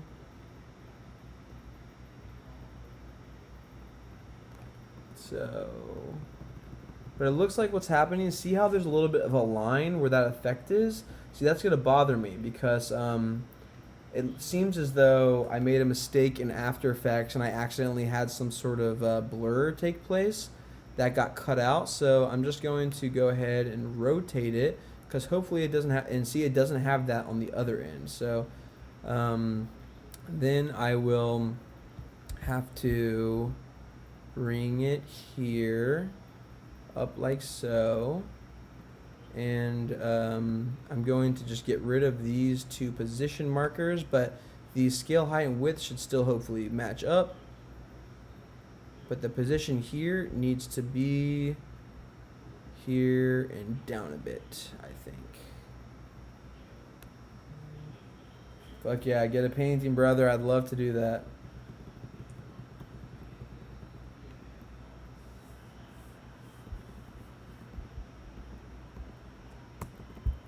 Alright. And then once again, for this layer down here, let's see. Yeah, so for this layer down here, once again, get rid of the keyframe since it was a copier from an early keyframe, and then move it to over here where the brush of wisdom is, but it's on my back. So I want to go into my opacity, create a mask, and then invert it. That way I'll be able to just kind of place it around where my hat is here, maybe blend it out, feather it out a bit, and expand it like so. That way you'll notice that it kind of appears as though it's behind my hat like so. And let's see how that looks. Now what's going to happen here, it looks as though at this point I'm going to need to kind of have it up a little bit. Oop, not that. My bad. This one here. And it's really, like I said before, it's a lot of trial and error getting things to where they need to be. But it's really worth it at the end of the day if you're interested in this sort of thing. So I'm going to raise this up a bit because the mask should still be in the same area. Now let's see how that looks. Much better. Now it takes place behind my hat. The next thing I want to do is I kind of want to create like a power ball. Like everything here that's taking place is going to start to create a power ball. And oh, you'll notice right here I'm having a little bit of an issue with where is this? Oops. There we go. Having a little bit of an issue with not this one, but this one maybe. Let's see. Yeah. So see, once again, I made a mistake in After Effects where I exported it with a Gaussian blur, and so it's not that difficult of a fix. Basically, what you want to do is just kind of pull up a mask like we did before, and then we can just put a little bit of a feather on it to take it down a bit, and then expand the mask a touch, and let's see what that does. Nope, once again we need to go into that again. Mask path. Oop, not that mask path. Yeah. Okay, so I think a better way to solve this issue would rather be to invert it and then bring this mask up to about here. There we go. And so that should sort of solve our problem, I think. Let's check it out.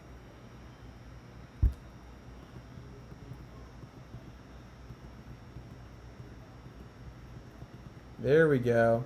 That works out nicely. Cool. So the next thing that I want to do is have it so that I'm building up a sort of like power ball, right? Now, I think I created something in After Effects. I want to see if it's still here. Just look for downloads.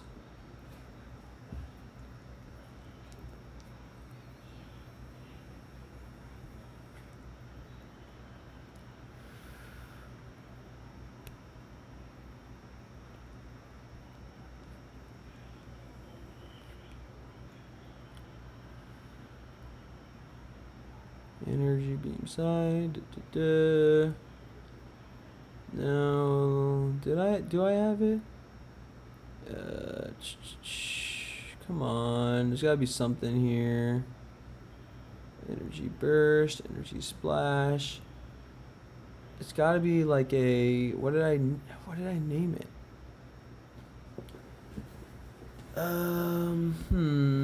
No.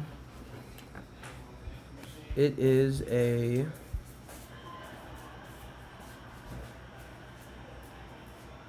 no.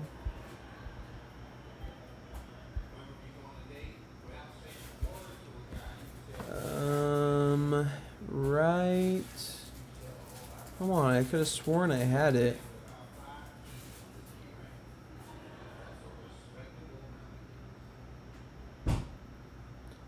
Spark burst, like sweetener, no. Spiral beam, side. No, not that, not that. Come on. Okay, so apparently I don't have what I was hoping I had, but we can work with something here. I think what we can use instead would be, thank you to whoever just subbed or donated. I really appreciate that. Let's see.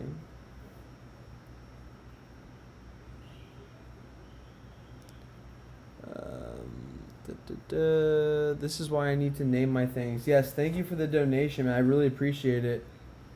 Yeah, I'm having a late stream because I feel as though painting, I really like to paint during the day, but I edit best at nighttime. So, and someone told me that I should sort of stream and show my editing process and kind of teach, and I think it's a good thing to do. So, well, intercore electric. Oh wait, that might be it. Let's see.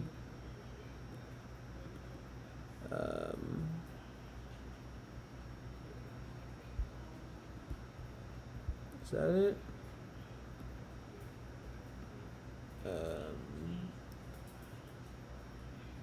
Yeah, I think that'll do. Basically, what it does is I'm going to go ahead and drag this up here a bit. Yeah, thank you, man. I really appreciate it. Oop, and I did not mean to do that. All right. Where was I? Where? Here we go. All right, so I'm going to go ahead and drag this up. So what this does is, yeah, no, I'd love to, because it's great to be able to sort of teach while at the same time get work done. So I am getting work done, and it helps out a lot. So now we have our sort of it's a fun little effect I got here, where once this is happening, I can have this sort of take place as well, where this starts to build up. Let's kind of increase the scale of it a bit, I think. Maybe go for a linear dodge add to really sort of make that into like a light. Maybe move it to the side a bit so that it's like in front. Rotate it for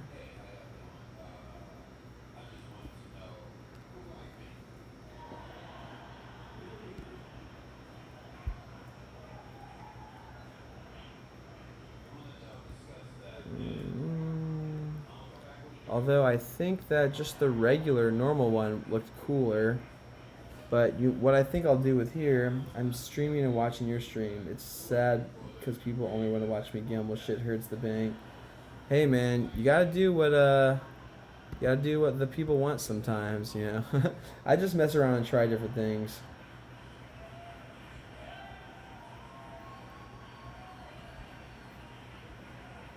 All right. We're going to go to effects again, go ahead and add in another blur. I'm going to go ahead and do a Gaussian blur with this one. I'm going to blur it out like so, so it's pretty blurred. And then on top of that, I'm going to create another one. But this one, I'm not going to blur. Instead, what I'm going to do is I'm going to kind of create it to be light. So in order to do that, I take the blurriness down and I turn it to a linear dodge, like so. Maybe bring down the opacity a little bit. And there we go. I feel like that looks way better. What color do you guys think? Where do you get all your files?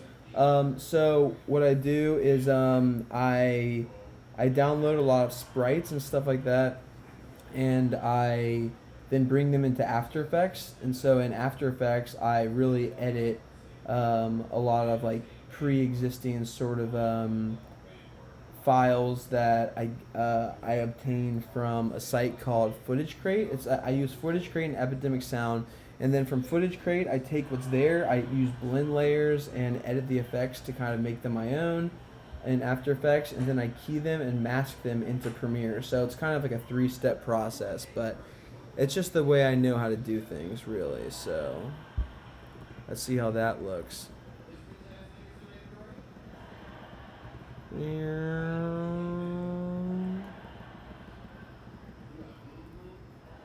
Alright. And then so from here, I'll get rid of it all there, but it's going to kind of come out like this.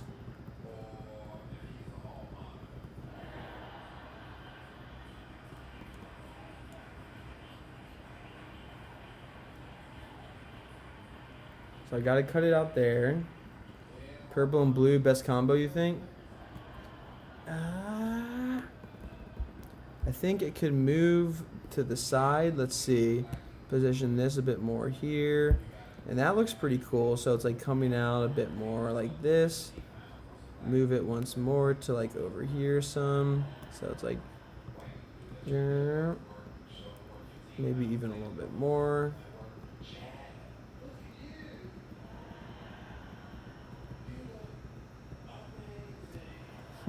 I think this could blur out a bit more. Let's see. Yeah, that's nice. And then I think maybe create another mask, inverted, and put that here. Oh, I didn't invert it. That way my face comes out just a little bit. Yes. Feather, expand it a bit. Feather it. See how that is. Yes, sir. Yes, sir.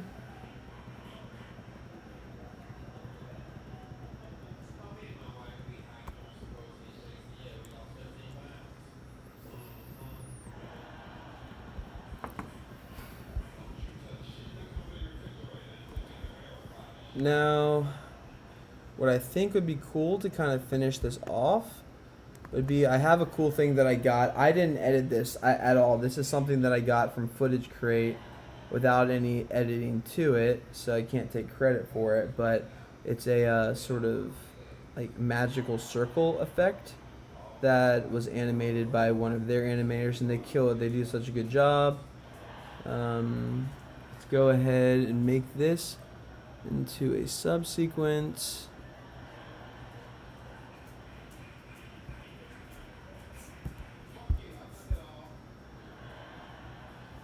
Nope. Come on, baby. Come on.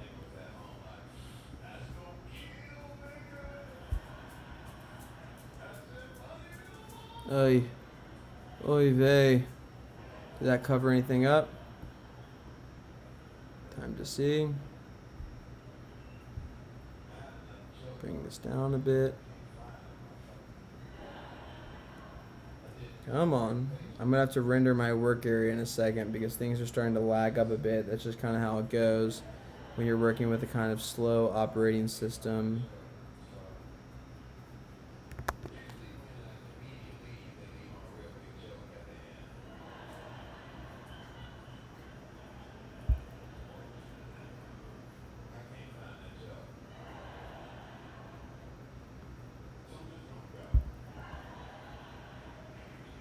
Bring this subsequence in here. Cover this up.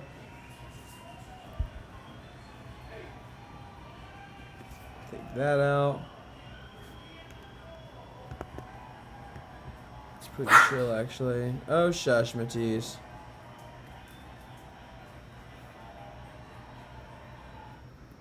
right? Have you ever thought about having a fart joke in there? Like maybe Pollock's power? Ryan, the leader, plays that Jackson Pollock. So the video is episode 11, which is essentially about, it introduces Cool Man Coffee Dan, who uses the power of tunes. And the power of art that I have does not affect the power of tunes because it's based around oil painting. So let's see. We got Magic Circle somewhere.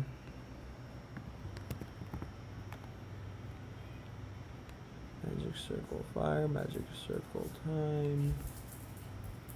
Is any of this right?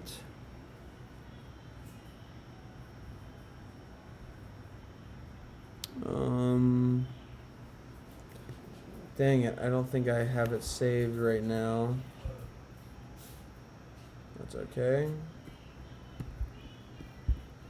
We're just gonna have to get a little bit advanced with the way I place this in here.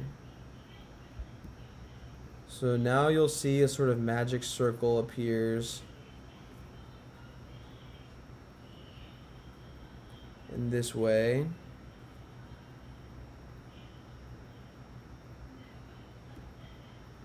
But I want it to be a bit brighter, I think. So I'll go to Effect Controls. Once again, Linear Color Dodge Add. And then I think I'm going to take the opacity down on this a bit.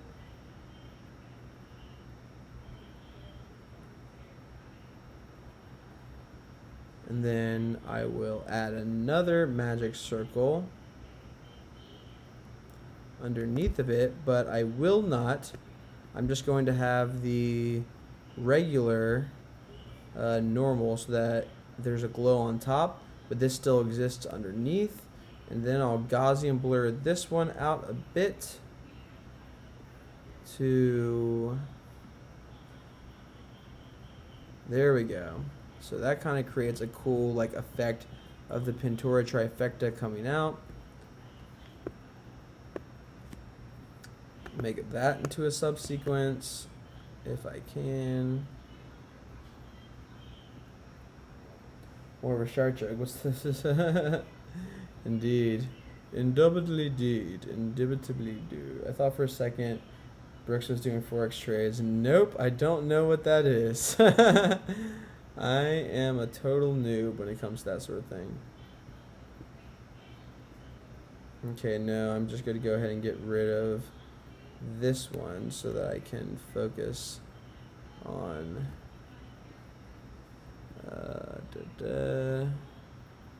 scaling it up a bit. But maybe what I'll do is I'll start the scale very small here. That way the circle grows out. And by here the circle becomes very large, like so. But I also want to create a sort of spherical effect by spherizing it in this way. By the way, thank you so much for putting so much time into your videos. They're top tier, good beloved. I hope so. We'll see. Alright, and so now that I've used the spherized effect, I'm going to kind of edit it by, let's see, center of sphere. Here we go. Now this is the center of the sphere. I need to just increase the radius of it quite a bit. That way now it appears as though it's a little bit more rounded. See what I'm doing here? There we go. Now it appears, now it has a little bit more of an angle. Yo, what up, privileged white male? And now it has that sort of spherized effect. Like,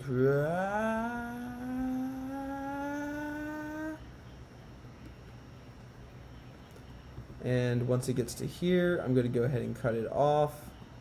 So, back to my cutting, slicing razor tool. Cut that.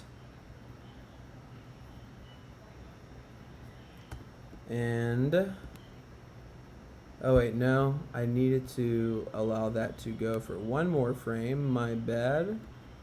So that way, we have it disappear here. As well as we should also have this electric horse strand disappear here. But then that can return a little bit later on, like this scene here. So we'll bring that to here, and we'll deal with all that later on. I'm about to finish up here for the evening, because it's 12 o'clock on my end, and but what I will do now, is let me go ahead and kind of keyframe this in a bit, and then I'll render it, and you guys can kind of see. So when it goes down at that very last part, it's because the camera moves a bit, so we have it here, like right when the camera starts to move. Yeah, it starts to move down like that. As soon as it moves down, we want to begin another keyframe on our position by pressing this button right here, and then when it moves down, we just want to move it up a little bit. Oop, not that, but move this up a little bit so as to see. Oop, I'm just pressing the wrong thing. Position here. That way, when it gets to here, it kind of goes along with the camera angle and doesn't feel like it's just placed on there improperly.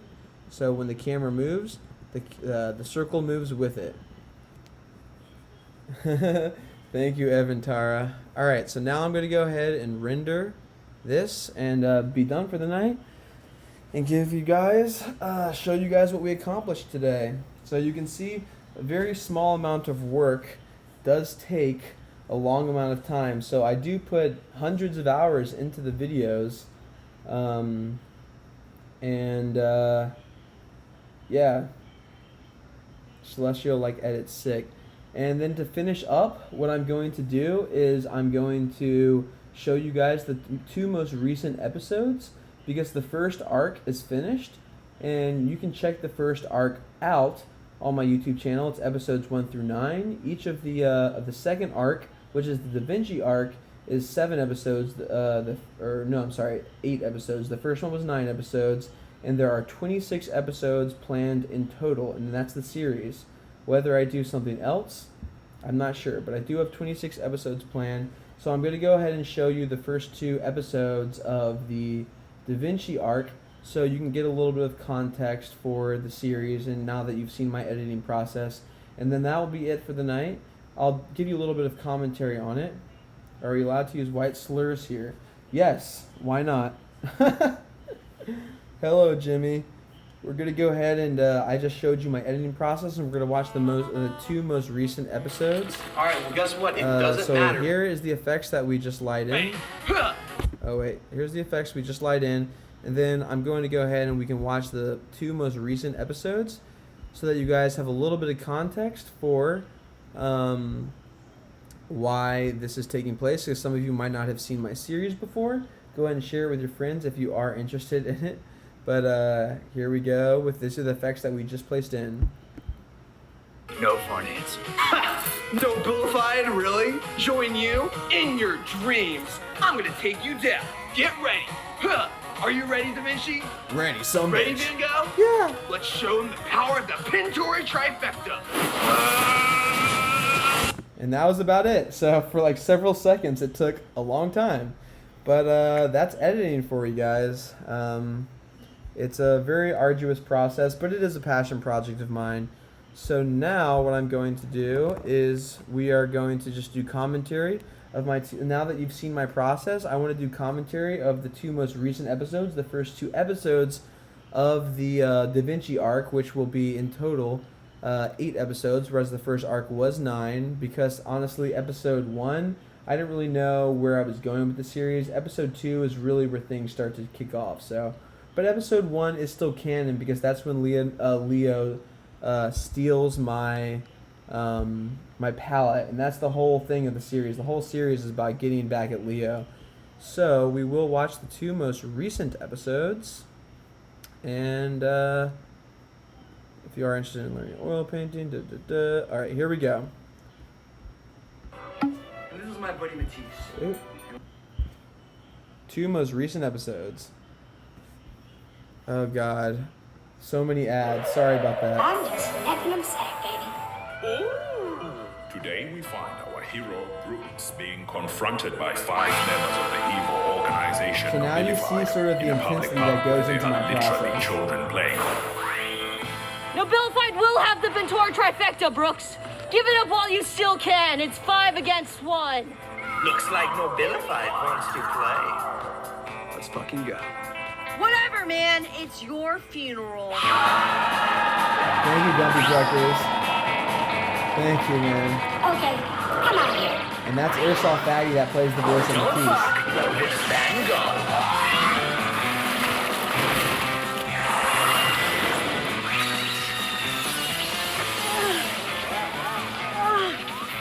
It's not too late to run, you know.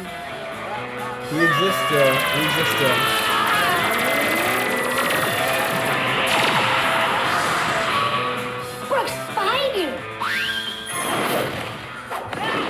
Whoa, you've got on $68 shorts. Wow, I Fabletics really, man my wants to ads learn are how we can really make our new fucking fundamentals. annoying. Sorry about that. Nicely done, Brooks. I guess it was 6, but it didn't really matter.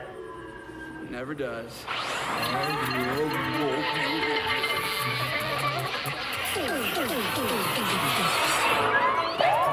My name is Brooks Casso, and I'm... Holy shit, Brooks, you have to say this every time? It's kind of annoying. Oh, come on, let him say it. He loves saying it. Brooks, please don't do it. Don't do it. No, yeah, I'm gonna say it. I'm just gonna say it. My name is Brooks Casso, and I'm an oil painter. And with the powers of Frida Kahlo, I was able to heal my pollock strip given to me by the evil organization Nobilified. And now, with my powers and the Ventura trifecta, I will finally be able to defeat my rival, Leonardo da Bussier. Wait. Hold on 1 second. Who is this Leo guy again, and what's the big Yeah, deal? I am gonna be What making exactly music did he videos, do dude. anyway? Well, first of all, he bullied me all throughout art school, and then, he comes, he steals my model, he steals my apprentice, he even stole my palette, my grandfather's palette. So let me get this straight.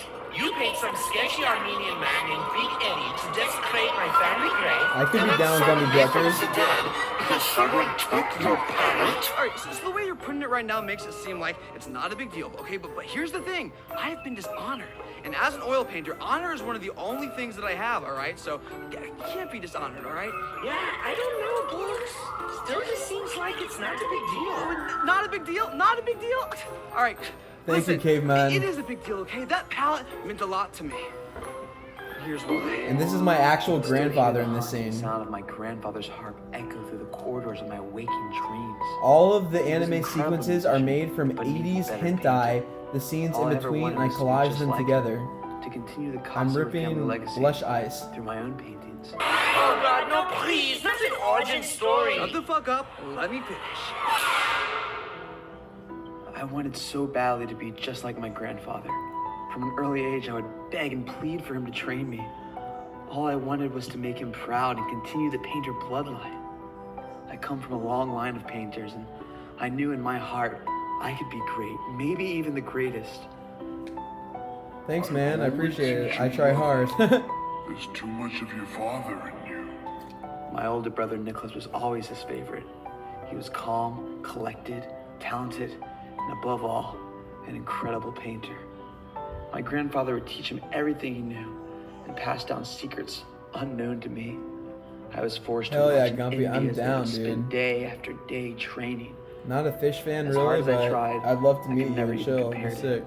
I nearly died of jealousy when my grandfather passed on the family brush to him, a brush that had been in our family for centuries. I wanted so badly to wield that brush, but he just didn't take me seriously. I knew I was going to become a great painter, but I would have to do so on my own terms. So I apprenticed under a different You master. got this, music and I amphetamine. It's trained not as difficult as you might relentlessly, think. painting day after day until oil paint began to flow through my veins like blood.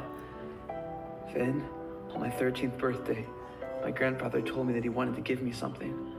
I was elated with joy when he passed on to me the family palette, a palette that had been the Kosovo family for generations. This was one of the greatest days of my life, but nothing could have prepared me for what happened that night. And Should there's cat the owners ad. get the little robot? Here's my And what's funny testimonial. is my As a cat CPM is owner great, but I and get a so veterinarian- few views that basically I'm getting pennies. I was awoken in the middle of the night to a terrifying and otherworldly sound. I ran out quickly to find out what it was, and to my shock and horror, before me was a scene that replays in my nightmares to this day. My father let out a cry as Nicholas used the family brush to inflict a fatal wound on him. I stared in disbelief as my brother looked blankly at me, covered in our father's blood. Behind him was a large, bearded behemoth of a man who I had never seen before. He looked at me with a terrifying grin, and he said only one thing. Some bitch! That was the last time I saw my brother. My grandfather mysteriously disappeared that very I'll same be right night. back. Thanks, Gumby Holy Drickers. shit, Brooks, that got kind of dark. I thought this was supposed to be a comedy. That's so tragic. I had no idea. What happened after that? Where's your brother? I mean, my mom and I, we searched for years, like 10 years, a decade, literally. And, I mean, she moved on, she remarried. I don't know, I've never given up. Sometimes I feel like he's with me, you know? I feel like sometimes he's literally right next to me. Right next to me. I have and always will be with you, little bro. Thanks, Austin. Okay, good night, Shyamalan. What the man, what the fuck? You just come up to random strangers like that and just touch people in public? Like, we're in the middle of a pandemic, you know? I don't know you. You don't recognize me? No, I don't recognize you. Who are you? You're just coming up to me and touching. I'm your brother, it's Nick. My brother? Oh, you're one of those sick fuckers that gets off to hearing people's backstories and all of a sudden approaching them. You are a twisted fuck. Do you realize that? You're just as crazy as ever, Brooks. Oh, okay, yeah. You're calling me by my name, having the brush that's clearly the one that belonged to my grandfather. Yeah. Very believable backstory, but here's the thing. My brother didn't have a mustache. Are you serious? It's because of the mustache? Yeah. Dude, last time I saw you, I was 16. You didn't have bleached hair back then either, but I still recognize you. Thanks, man. You're not my brother. My brother did not have a mustache. Yeah, just shave it so this little dick sucker recognizes This you. one, I literally And got speaking a of little free. I dick did this for suckers, Leo make and sure to use Danny. code I got a LDS on free Manscaped out manscaped.com of for this. 20% off and free shipping for EE. I don't see it, man. I just don't see it. I mean, it's like, oh, I mean, wait. Are you serious? Yeah. Wait, hold on. Wipe that like little, wipe that little thing right here. You murdered our father. Prepare to die. Okay, hold your horses, Big Show. Let me show you something. Come on out, Vinci. What are you doing? What are you doing? Some bitch! Ah, what the fuck? No, what the fuck is that? Hold on. Mudflap This was is the guy. best choice This for is- the Da Vinci you helped character him. You ever. murdered my father too. You both murdered my father together. You murdered my father. Hold on. Who is this? That's my guy. That's Leonardo da Vinci. I'm Leonardo da Vinci, motherfucker! This is what? This is Leonardo da Vinci. Yep, that's the real Leonardo da Vinci. Or at least half of him. Da Vinci was one of the most powerful artists to ever walk this earth. He even found a way to cheat death. Before he departed from the mortal realm, he told his gay lover, our closeted gay ancestor, Thanks, the secret Austin. to We're gonna watch immortality. one more after this, Through the power of art, and then he I'm was going able to to bed. gain complete control over his own spirit. He could then form an But I thought artistic it'd be cool dyad to by show splitting some his soul into two commentary after pieces. showing you Attack my mode Da effects Vinci process. and defense mode Da Vinci. One part of him was sealed within his palette and another part in his brush. And these artifacts have been passed down the crossover line for over 500 years. But when Grandfather refused to give them to Father and instead gave them to us, Father lashed out and opened the gateway to the Paint Nexus. He cast Grandfather in and then tried to kill me. In my anger and fear awoke the power of Da Vinci, and I used it to kill him before he killed us, little brother. I then rushed through the gateway into the Nexus to try to save our grandfather, but once I got in there, the gateway closed behind me, and for 15 years I was trapped inside of the Nexus waiting until the other half of the dyad was activated. You apparently were never able to do it, but somehow another powerful artist named Leo came possession of the palette and found a way to activate it. Once the full power of the dyad was activated, I was able to use it to pull myself out of the Nexus and transport myself to this Leo fellow. The dude was a total dick though, and refused to give the palette back. And you need to get that palette back, man. And once again, the ads. St. Louis Zoo. But yes, Leo is the main bad guy in my series, so Take me there. it's pretty funny. St. Louis He plays a great villain. He really does. Get help. He should be cast as a villain in some actual movie. Hey guys, it's me, I'm so fatty, but I'm a dog now. It's not so bad actually. So wait, you're saying Da Vinci split his spirit into a dyad? Yeah, what we have here is a tax order. That's right, motherfucker. Attack! Guys, stop it. You want some? Guys, Motherfucker, some man.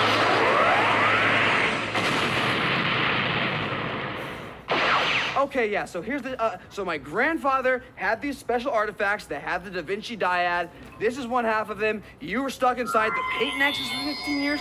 None of this makes sense, man. Can we just... I don't even care. Should I throw my knife at a tree? No, don't throw any knives. Take it. Should I throw my knife at a tree? I was stuck in the Nexus for about 15 years, man.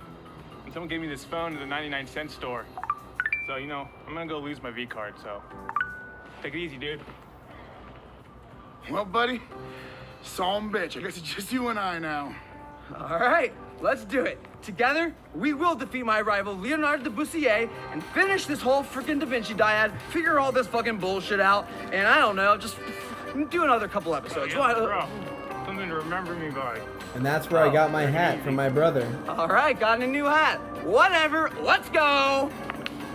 So, like, is it true what he was saying, or are you gay, or what's the deal? Okay, all right, this is fine, where are we going? What is happening? I'm taking you back to the mud pit. All right, so now we'll watch the next episode, and that's going to be it for the evening, guys. Thank you for those of you who stuck around. It was really cool to be able to show you my special effects process and a little inside peek with commentary of the second scope. A phone plan. And so for those of you who have not seen the other episodes, in this episode I actually I put a recap in. So for those of you who want to, I'm going to play through the recap so you can kind of see what's happened in the series up until this point. It's about 4 minutes, but the episode's around like 10 minutes or so. Okay. Hey, wait, hold on. Are you a viewer?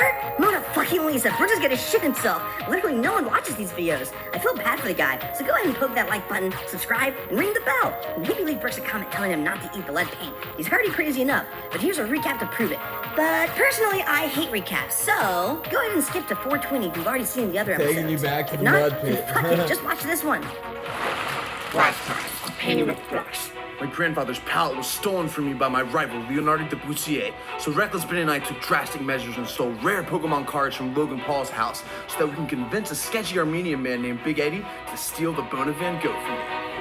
It's basic knowledge that if you have someone's bone, you can bring them back from the dead. So I did Evan just that. Terra, I The do. only I have problem 5 was, NFTs that are once I going had to drop summoned in Van Gogh very back from soon. the dead and learned how to use his powers, he started to fade from this world. And then I realized the only way that I would be able to bind him to this world was to turn him into a brush. So I set off on my quest to find the brush master, because I had come too far now to watch one of my friends fade away. He agreed to turn Van Gogh into a brush, but that's when the real trouble began. The evil organization Nobilified sent one of their most powerful henchmen to curse me with Pollock's drip. Nobilified's curse banished I'm me almost to the done with the Pain stream, Nexus. bro. I probably would have been trapped We're in there going forever. over the effects. But someone opened a gateway from the Nexus. It was the wise fatty, Mulder of Matisse. He had saved me. And in his wisdom, he told me, in order to cure my Pollock's drip, I had to find the artist who wielded the powers of Frida Kahlo. He then gave me the brush of wisdom. I relished in the raw power of the brush as it surged through me. Yeah, But I had a Blake is quest the to complete. greatest Van Gogh. Then out of nowhere, some annoying-ass little fairy named Puck turned Van Gogh into the Brush of Courage. I guess something about having the Brush of Courage and Brush of Wisdom must have caught the eye of the time-traveling art critic Jerry Saltz. After inspecting my birthmarks, he told me, in this timeline, I was the wielder of the Pentoran Trifecta. All I needed to do now was to complete the Trifecta by obtaining the Brush of Power.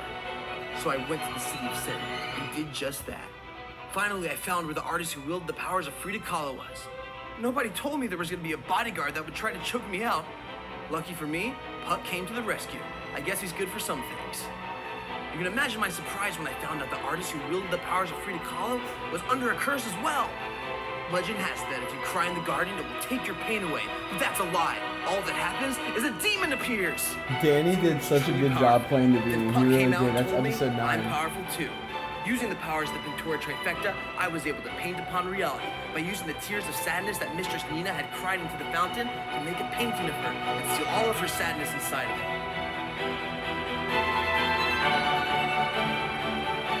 The painting must have affected everyone with a profound joy because they all laughed at it.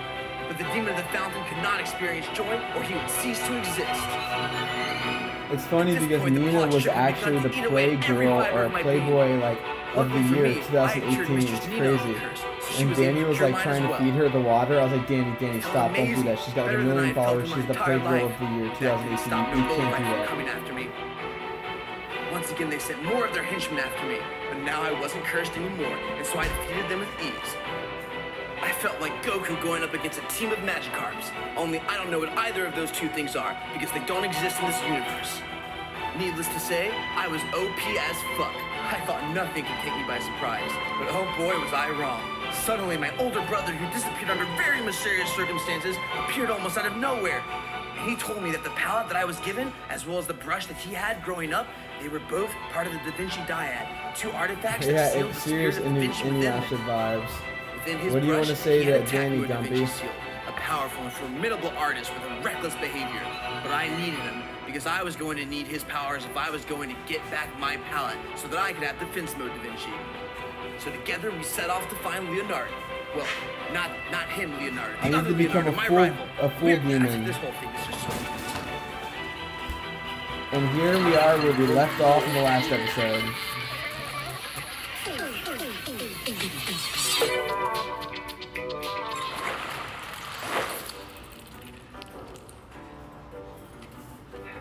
Man, I miss Matisse. I'm gonna say it. I miss Matisse. I'm glad we got rid of that All right. smelly son bitch. Sounds She was good, smelling Gumpy. like the southbound end of a northbound camel. All right, first off, don't call Matisse a little son bitch. Second off, we didn't get rid of him. He's at the cleaners, just like my bandana. Whoops, I don't think the bandana's a problem. I think it's your armpits. Okay, Van Gogh. All right, very funny, very funny. Now, okay, here's the thing. Without Matisse, without my bandana, it doesn't matter. I have a dream. Mud a goal. fat. My Fats name in is the Brooks chat, Costume, boys. Fats in the and chat. I'm a... You're an oil painter, and no one cares. But at least you're not this guy. He's just, well, fat. Man, that little fairy son bitch is annoying as hell, let me tell you. He sounds a little gay. Okay. They/them sound a little gay, okay? Fairies are genderless. Look, I'm learning, all right? And we're trying to take a kind of a politically correct stance with this show, okay? You know, a little bit too many people get influenced nowadays. Anyway. Looks! My Van gonads are tingling. I think somebody's approaching and fast.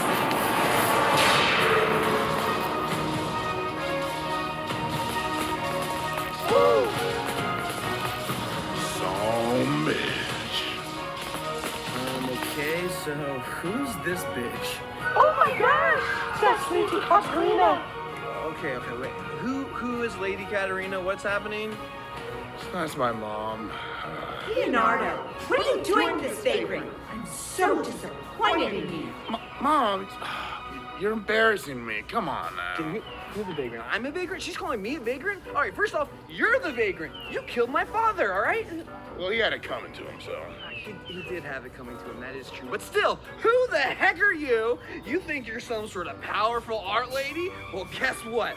With the powers of Van Gogh and the Pintor trifecta, I will defeat you. I think we should see how powerful she is with the glasses Jerry Fox gave us. Okay, well, first off, I might have lost the glasses. I might have misplaced the glasses. I lost them. I lost the glasses. I don't know where they went. They're gone. They're gone.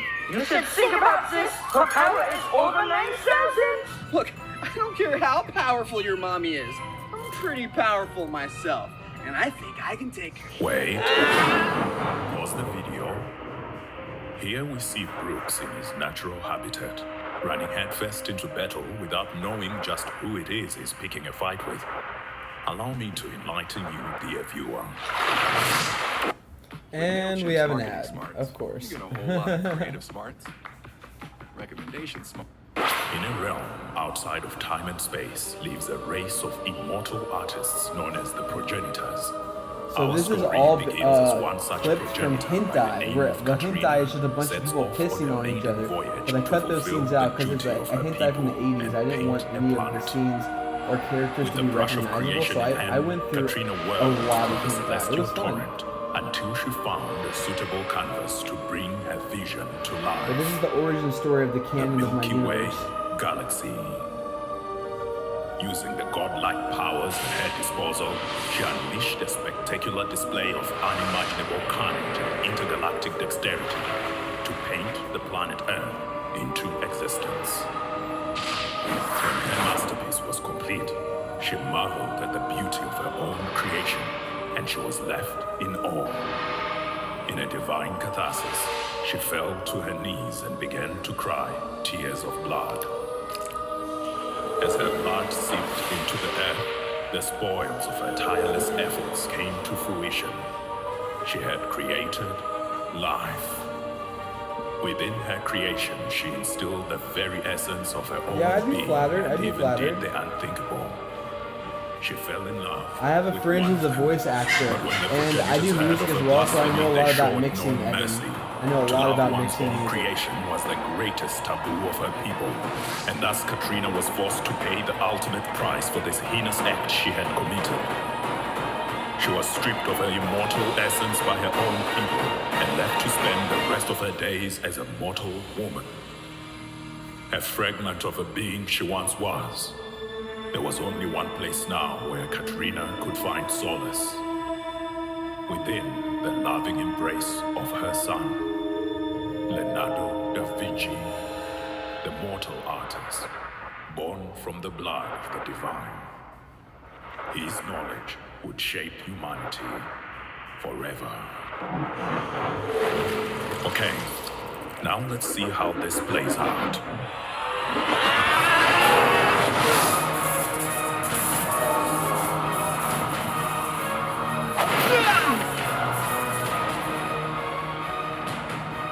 You think you're worthy of my son? You can't even summon your post-impressionist Dutch boy. Don't listen to her, Brooks. You can summon me. Just hold on to me, stick me for a moment, or I'll shoot out Zans as a brush. Can't summon him, huh? Just you watch and see. I can summon him. I'll summon him so fucking hard. Can't summon him. Van Gogh, I choose you! Hello, see, Brooks can summon me. You probably Blake feel so kills it stupid as Van now. Gogh. You call He me really- a he's the perfect post-impressionist, Van stupid Gogh little for Dutch me. boy. Even so says what I am. Don't call me that, stupid. Don't do it. Don't do it. Thank you, Damon. We're watching this, and then I'm going to fucking bed. It's like 12:30. I think it's time for me to Van Gogh back inside the brush. I like it out here, but it's much better inside the brush. It's climate controlled. Okay, Auf Wiedersehen. God damn it, Van Gogh. Okay, so I can't summon Van Gogh. Big freaking deal. Well, I need Da Vinci, okay? If I don't have Da Vinci, then I won't be able to get the other Da Vinci. Then I won't be able to follow my destiny and defeat my rival, Leonardo da Vinci. He's my rival. I must defeat him. It's the whole point of this thing, okay? Mom, some bitch. Don't son bitch me, young man. You get back in that fresh right now, young man, until this artist is worthy of you. All right, take her out, Brooks. Let's get back in the brush, some bitch. All right, fine, I guess. Oh! All right, get back in her. Oh, hell yeah. Melbourne. Some bitch. Oh my God. God, you kidding me? These ads happen at literally the worst moments. I need to stop with the ads. Hell yeah, Gumpy, I love that. Alright guys, well that's it for the episode, so thank you for tuning in and watching my special effects process and seeing the outcome of what the special effects process is. So I love you guys, and seriously, thank you for supporting me. You know, you're here for me in some dark times and some good times. So, you know, my Wrench Gang is my squad. If like any of you guys want to hang out in person, if you're ever in LA, you know, hit me up on Insta. I'd love to hang. And until next time, I will see you guys tomorrow. Stream every day, and tomorrow I'm going to be doing a I'm going to be doing some more painting streams, and Dino's coming through too. So peace out, y'all. Thanks so much. You guys are the best. I shall talk to you next time.